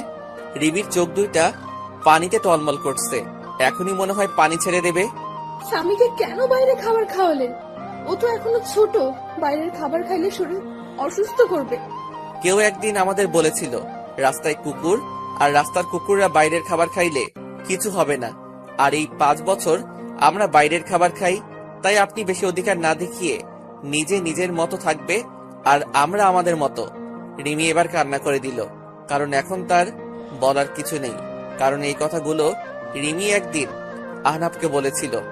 তাই রিমি আর কিছু না বলে রুম থেকে বের হয়ে গেল। আব্বু, তুমি আম্মুকে সব সময় কাঁদাও কেন? তুমি জানো না আব্বু আম্মু আমাকে অনেক আদর করে, নিজের হাতে খাইয়ে দেয়, জড়িয়ে অনেক আদর করে আমায়। আব্বু, আমরা এখানে সারা জীবন থাকতে পারি না, আর দাদু ভাইটা অনেক ভালো, খুব আদর করে আমাকে। না আব্বু, আমরা এখানে থাকবো না। যদি এখানে থাকি তাহলে তোমার কাছ থেকে আমাকে আবার আলাদা করে দেবে। আর তুমি কি চাও বাবা যে আমি তোমার কাছ থেকে দূরে সরে যাই? না আব্বু, তুমি আমাকে রেখে চলে যেও না, আমি তোমার কাছেই থাকবো। কিন্তু আমরা যে কদিন এখানে আসি সে কয়দিনে আমি আম্মুর কাছে একটু আদর পেয়ে নি। আমি স্বামীর কথা ভেবে কি বলবো কিছু বুঝতে পারছি না। কি করব, ছোট বাচ্চা একটা, কোনোদিন মায়ের আদর পাইনি, এখন তাও আমি তার আদর থেকে দূরে সরিয়ে দিচ্ছি? না বাবা, তুমি যত ইচ্ছা তোমার আম্মুর কাছে যেতে পারো, কিন্তু আমরা এখান থেকে চলে যাওয়ার পর কিন্তু আম্মুর জন্য কান্না করতে পারবো না। আচ্ছা, মনে থাকবে আব্বু। তাই বলে স্বামী এক দৌড়ে নিচে চলে আসে আর তার মায়ের কোলে উঠে পড়ে জড়িয়ে ধরে। কি হলো? আমার বাবাটা আজ আমার কাছে? কি ব্যাপার? তোমার আব্বু দেখলে যে আমাকে খুব বকবে। না আম্মু, আব্বু বকবে না, আব্বুই তো তোমার কাছে আসতে বললো, আর তোমার কাছে থেকে যেন আদর গুলো নিয়ে নি। স্বামীর কথা শুনে রিমি স্বামীকে জড়িয়ে ধরে বেশ কয়েকটা চুমু দিল। আমাকে একটু তোমার হাতে খাইয়ে দেবা? তুমি যখন খাইয়ে দাও তখন আমার খুব ভালো লাগে জানো। রিমি আর কিছু বলল না, কান্না করতে করতে এক প্লেট খাবার নিয়ে এসে খুব যত্ন করে খাইয়ে দিল। তারপর খাওয়া শেষে রিমি স্বামীকে আহনাফের রুমে দিয়ে আসতে গেল। ধন্যবাদ আপনাকে। হঠাৎ কিসের জন্য ধন্যবাদ বলছেন? এই যে স্বামীকে আমার কাছে পাঠালেন তাই। আমার কোনো ইচ্ছা নেই আমার ছেলেকে আপনার কাছে পাঠাবো। স্বামী জেদ ধরেছিল, আর আমরা আর 20 দিন এখানে আছি, তাই স্বামী যেন সব সময় হাসি খুশি থাকে, সেজন্য আপনার কাছে পাঠাইছি। আপনি যে আবার অন্য কিছু ভাববেন না। আর 20 দিন পর আমরা আবার চলে যাব। আর আমি উকিলের কাছে গিয়েছিলাম, বলছে 20 দিনের মধ্যে ডিভোর্স পেপার রেডি হয়ে যাবে। প্লিজ আপনি চলে যাবেন না, আমি স্বামীকে ছাড়া থাকতে পারবো না। দরকার হলে আমি স্বামীর আশেপাশে যাব না, তবু আপনি চলে যাবেন না। খুব কষ্টে কাটিয়েছে এই 5টা বছর, প্রতিটা রাতে আপনার জন্য কান্না করেছি, আর সব সময় দোয়া করেছি যেন আপনি আমার ছেলে সুস্থ থাকেন। আমি আর কোনো প্রকার অধিকার দেখাবো না, তবু আমাকে ছেড়ে চলে যাবেন না। আমি আর কোনো কথা না বলে ছাদে চলে আসলাম। এসে রিমির বলা কথাগুলো ভাবছি আর সিগারেট টানছি। তারপর রুমে এসে দেখি স্বামী ঘুমিয়ে পড়েছে। রিমি স্বামী পাশে শুয়ে স্বামীর মাথায় হাত বুলিয়ে দিচ্ছে। আমি রুমে আসার পরই রিমি বিছানা থেকে দাঁড়িয়ে গেল। এখন যাও, অনেক রাত হয়ে গেছে, ঘুমিয়ে পড়ো। আমি কি আর স্বামীর পাশে ঘুমাতে পারি? প্লিজ মানা করবেন না, আপনি তো আমাকে ছেড়ে চলে যাবেন। শুধু এই কয়টা দিন আমাকে থাকতে দিন স্বামীর পাশে, আর তারপরে হয়তো আর কোনোদিন থাকা হবে না। যেখানে নিজের ছেলেকে আদর করতে পারমিশন নিতে হয় সে জীবন রেখে আর লাভ নেই। কি বলছেন? আমি তো একটা জানোয়ার, আর জানোয়ারের সাথে রাতে থাকতে পারবেন? যদি আপনার দুর্বলতার সুযোগ নেই, আর আপনি তো একদিন বলেছিলেন আমাকে। পুরোনো কথা বলবেন না, খুব কষ্ট হয় পুরোনো কথা মনে করলে, যা আমার মনটাকে টেনে টেনে শেষ করে দিয়েছে। আপনার কোনো সমস্যা না হলে থাকতে পারেন। রিমি স্বামীর পাশে শুয়ে পড়ল, আর আমি সোফায় শুতে যাব। তখন আপনি সোফায় শুতে যাচ্ছেন কেন? বিছানায় আসেন। বিছানায় ঘুমালে আবার আমাদের মতো অমানুষ নিজেকে কন্ট্রোল করতে পারবো না। তার থেকে আপনি বিছানায় ঘুমান, আমি সোফায় ঘুমাই। রিমি কিছু না বলে বিছানায় ঘুমিয়ে পড়ল। রিমির খুব কষ্ট হচ্ছে। এতদিন আহনাফের জন্য অপেক্ষা করলো, যে আহনাফকে ভালোবেসে আবার সুখে শান্তিতে সংসার করবে। কিন্তু আহনাফ তার রাগ আর অভিমানের কাছে হার মেনে গেল। এদিকে আহনাফ ভাবছে রিমি এখন আর আগের মতো নেই। রিমি অনেক চেঞ্জ হয়ে গেছে। সব সময় আমার পাশে থাকতে চাই, কিন্তু আমি আসতে দেই না। রিমি মনে হয় আমাকে ভালোবাসে, অনেক ভালোবাসে হয়তো। পরের দিন আমার একটু তাড়াতাড়ি ঘুমটা ভেঙে গেল। আমি বিছানার দিকে তাকিয়ে দেখি স্বামী রিমিকে জড়িয়ে ধরে ঘুমিয়ে আছে। রিমির চোখ দুটো ফুলে আছে, মনে হয় সারা রাত কান্না করেছে। চুলগুলো এলোমেলো ভাবে রিমির মুখের উপর আছে। খুব মায়াবী লাগছে রিমিকে। আর স্বামী যেন মনে হয় সব থেকে বেশি খুশি, কারণ স্বামী তার মায়ের বুকে পরম যত্নে ঘুমিয়ে আছে। খুব ভালো লাগছে দেখে মা ছেলের ঘুমন্ত চেহারা। আমি বাথরুমে ঢুকলাম ফ্রেশ হয়ে এসে দেখি স্বামী আর রিমি দুজনে দুষ্টামি করছে। আমাকে দেখে রিমি চুপ হয়ে গেল।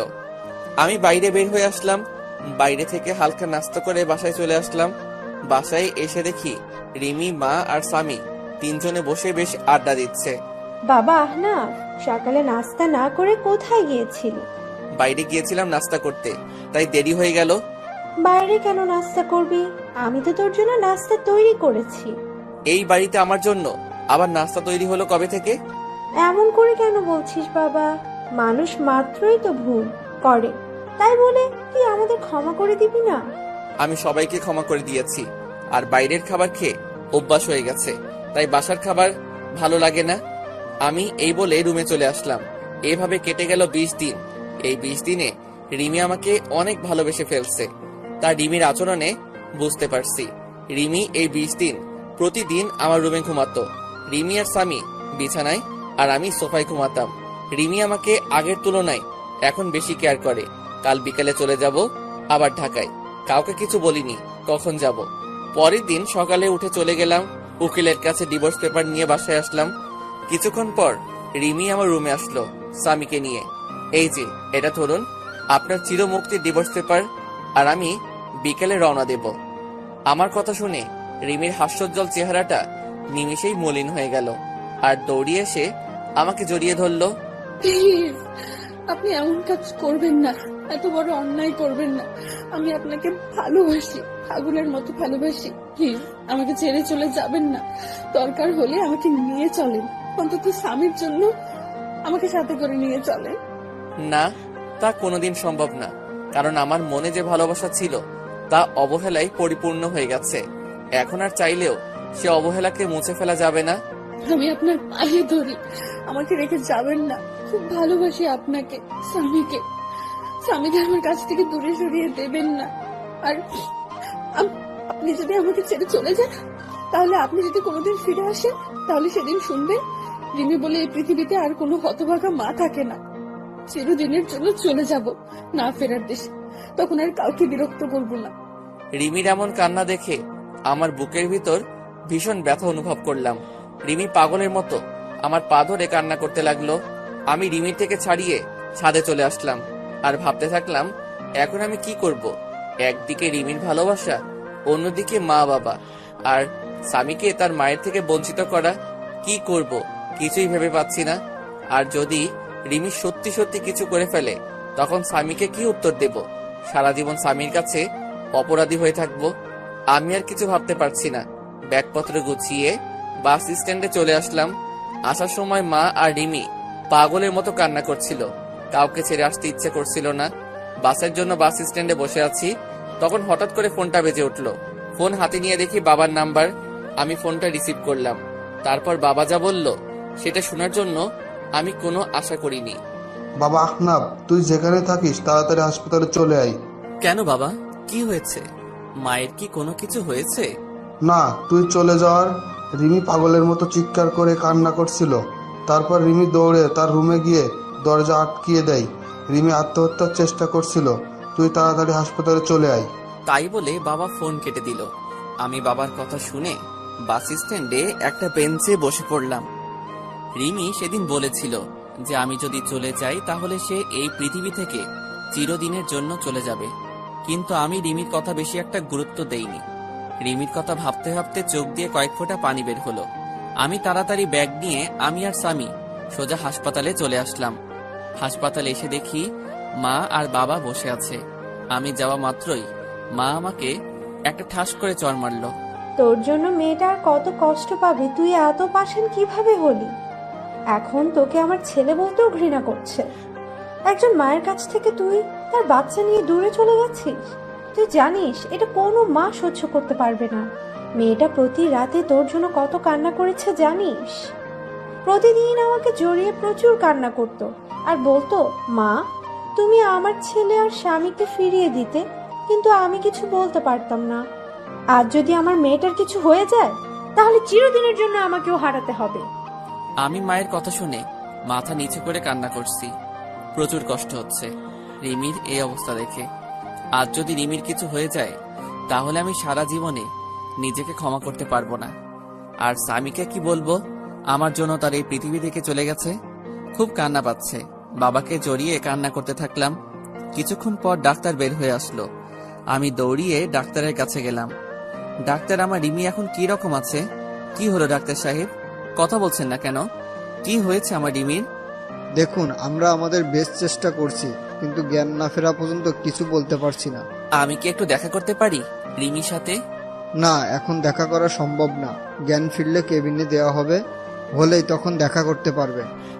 আমি স্বামীকে জড়িয়ে ধরে কান্না করে দিলাম। আমি যদি রিমিকে মেনে নিতাম তাহলে আজ এই দিনটা দেখতে হতো না। আজ আমি আমার অভিমান আর ইগোর জন্য রিমিকে চিরতরে হারিয়ে ফেলবো। না, এ হতে পারে না। রিমি আমাকে ছেড়ে চলে যেতে পারে না। আমি আস্তে আস্তে মায়ের কাছে গেলাম। মায়ের সামনে হাঁটু গেড়ে বসে পড়লাম। মা, আমাকে তুমি ক্ষমা করে দাও। আজ আমার জন্য রিমির এই অবস্থা। খুব কষ্ট হচ্ছে মা। মা, তুমি রিমিকে বলো তোমার স্বামী তোমার কাছে চলে এসেছে। তুমি রিমিকে উঠতে বলো মা। মা আমার মাথায় হাত বুলিয়ে দিয়ে বলল, কিচ্ছু হবে না তো, রিমির দেখিস সব ঠিক হয়ে যাবে। এভাবে কান্না করিস না, শক্ত হ বাবা। 17 ঘন্টা পর রিমির জ্ঞান ফিরল আর রিমিকে পাশের একটা কেবিনে শিফট করলো। তারপর ডাক্তার সাহেব আমাদের একজন একজন করে দেখা করতে গেল। প্রথমে মা দেখা করতে গেল। কিছুক্ষণ পর মা বের হয়ে আসলো। তারপর আমি আর স্বামী গেলাম রিমির কাছে। রিমি আমাকে দেখে মুখ অন্যদিকে ঘুরিয়ে নিল। আমি গিয়ে রিমির একটা হাত আমার হাতের মুঠোয় মধ্যে করে শক্ত করে ধরলাম। তুমি চিরদিনের জন্য চলে যেতে চাইছিলা, তাই না? তুমি চলে গেলে তোমার ছেলের মা হবে কে? তোমার ছেলেকে আদর করবে কে? তুমি চলে গেলে স্বামী মা বলে কাকে ডাকবে? তুমি চলে গেলে এ অমানুষকে মানুষ করবে কে? আমাদের কথা একবারও ভাবলে না তুমি? তুমি চলে গেলে আমার মা বাবাকে দেখে রাখবে কে? একবারও আমাদের কথা ভাবলে না তুমি? আমি চলে গেলে কারণ কি এসে যায়?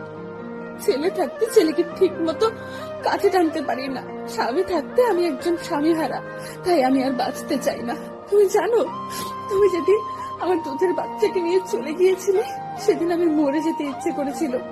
আমি আমার নিজের গর্ভের ছেলেকে গালাগালি করছি, প্রতিটা রাতে কান্না করছি যে আমি একজন মা হয়ে কিভাবে আমার সন্তানকে অবহেলা করেছি।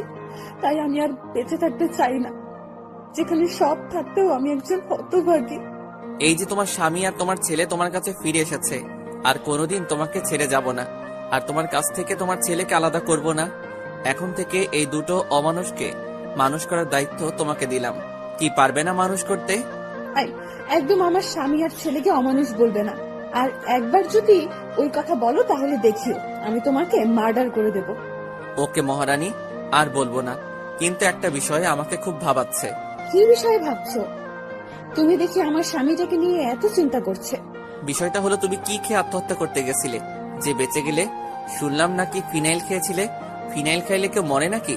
বাথরুমের হারপিক খাইলে মনে হয় এত সময় সোজা উপরে উঠে যেতে। আচ্ছা, সমস্যা নেই, এবার থেকে আত্মহত্যা করতে চাইলে আমাকে বলবে, আমি হারপিক নিয়ে আসবো। কুত্তা, তুই আমাকে নিয়ে মজা করছিস? আজ দাঁড়া, তোকে আমি মেরে ফেলবো। তাই বলে রিমি আমাকে মারতে লাগলো।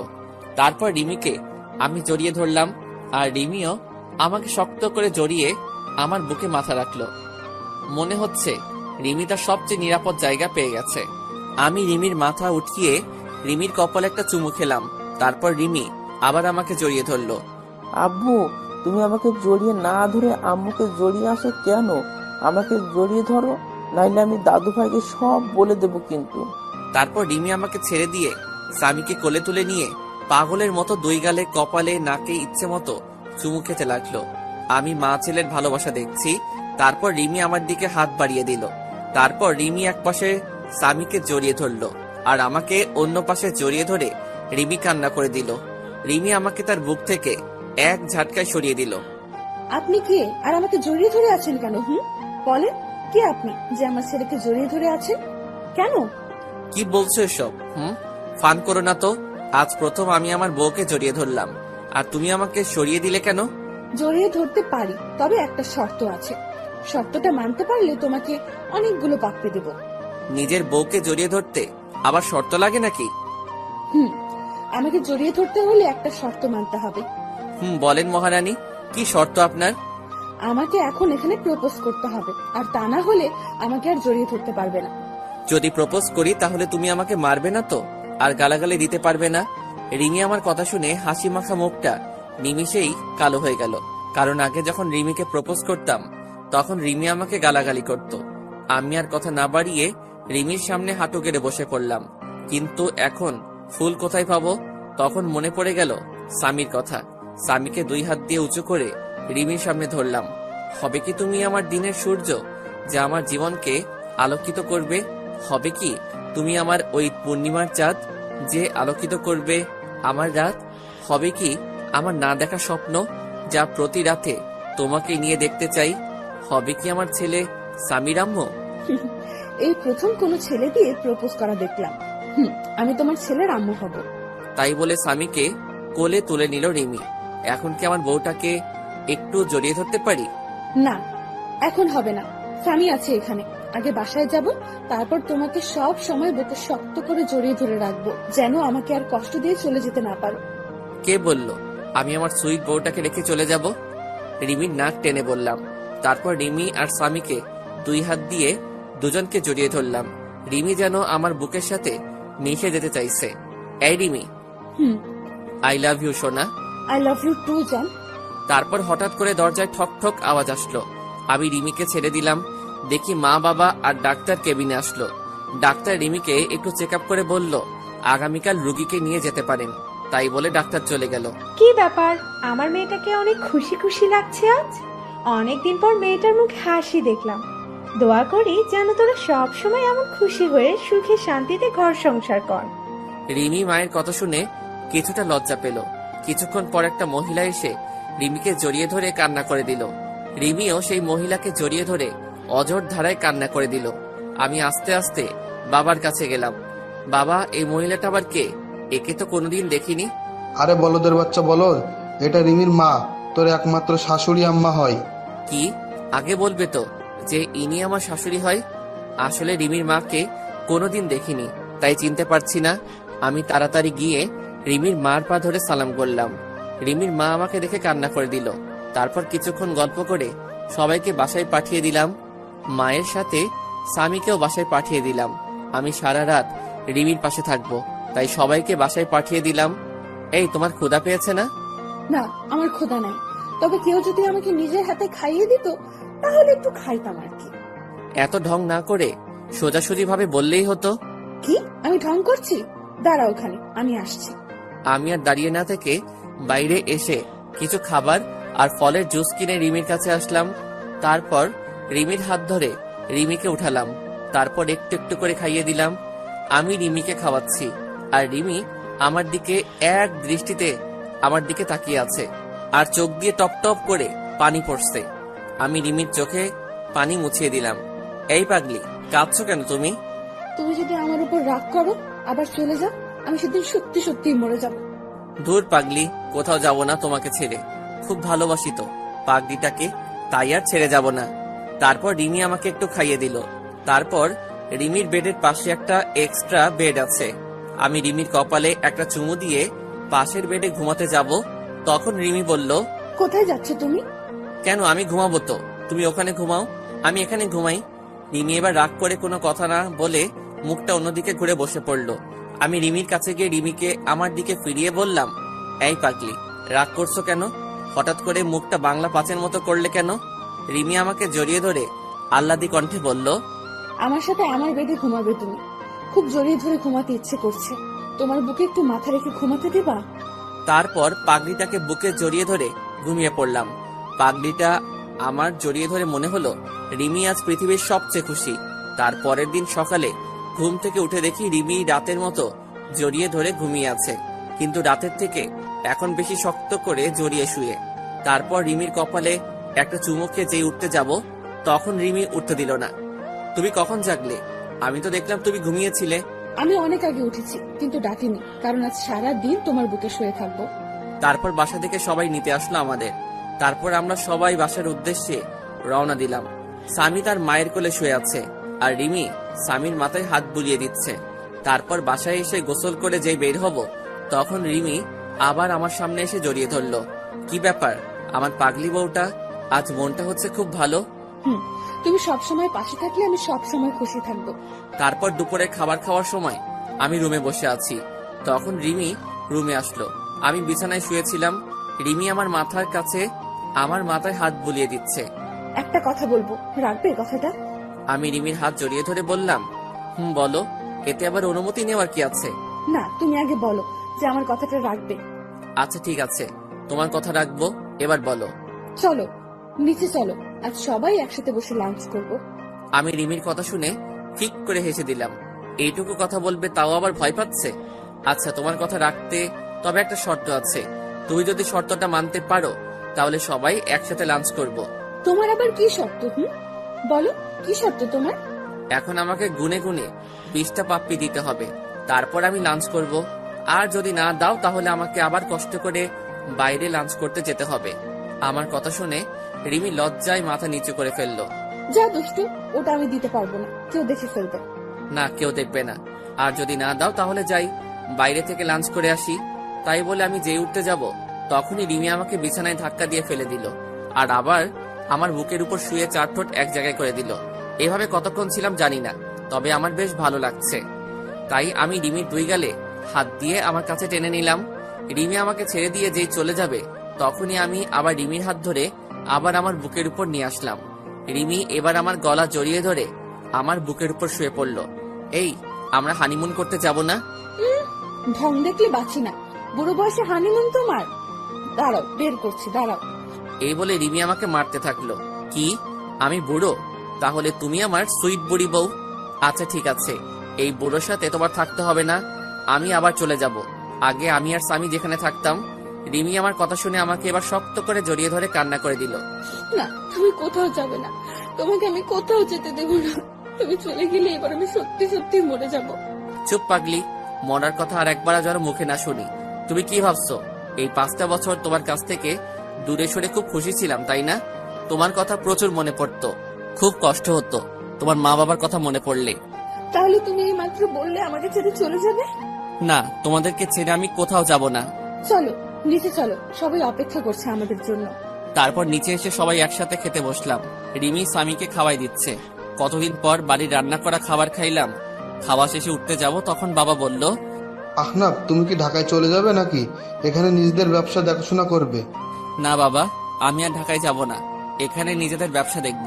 তবে কিছুদিন পর থেকে অফিস যাব, আমাকে এক জায়গায় যেতে হবে, আর সাথে রিমি আর স্বামীকে নিয়ে যাব, আর আগামীকালই রওনা দেব। ঠিক আছে, আর সাবধানে যাস। তাই বলে রুমে চলে আসলাম। তারপর রিমি আসলো রুমে। এই, আমাদের নিয়ে তুমি কোথায় যাবে বললে না কিন্তু। কেন, সেই সময় বললাম তো হানিমুনে যাব, আর খুব গুরুত্বপূর্ণ একটা কাজ আছে ওখানে। কি এমন গুরুত্বপূর্ণ কাজ যে আমাকে বলা যাবে না? সময় হলে সবই জানতে পারবে। তারপর দিলাম একটা ঘুম। ঘুম থেকে উঠে রিমিকে বললাম গুছিয়ে নিতে, আজ আমরা ঘুরতে যাব। রিমি এতগুলো খুশি হলো। আচ্ছা, আমি কোন শাড়িটা পরবো? তুমি একটা কালো রঙের শাড়ি পরবে, আর স্বামীকে একটা কালো রঙের পাঞ্জাবি পরিয়ে দেবা, আর আমিও একটা কালো রঙের পাঞ্জাবি পরবো। সবাই একসাথে ম্যাচিং করে ড্রেস পরে বাইরে বের হব। তখন মা সামনে আসলো। বাহ, খুব সুন্দর লাগছে তোমাদেরকে, আমারই নজর লাগছে। তারপর আমরা বাইরে বের হয়ে একসাথে হাঁটতে থাকলাম। সামি মাঝখানে হাঁটছে আর আমি আর রিমি দুপাশে সাবির হাত ধরে হাঁটছি। রাস্তার সবাই যেন কিরকম ভাবে আমাদের দিকে বারবার তাকিয়ে আছে। এভাবে কিছু দূর যাওয়ার পর আমার কিছু পুরনো বন্ধুদের সাথে দেখা হলো। তাদের কাছে গিয়ে দাঁড়ালাম। সব শালারা আমাদের দিকে তাকিয়ে আছে। ওই শালা, ওইভাবে কি দেখিস? তারপর তাদের থেকে বিদায় নিয়ে একটা ফুচকা হাউসে ঢুকে 2 প্লেট ফুচকা অর্ডার করলাম আর সামির জন্য জুস নিলাম। তারপর হাঁটতে হাঁটতে বাসায় চলে আসলাম। রাতে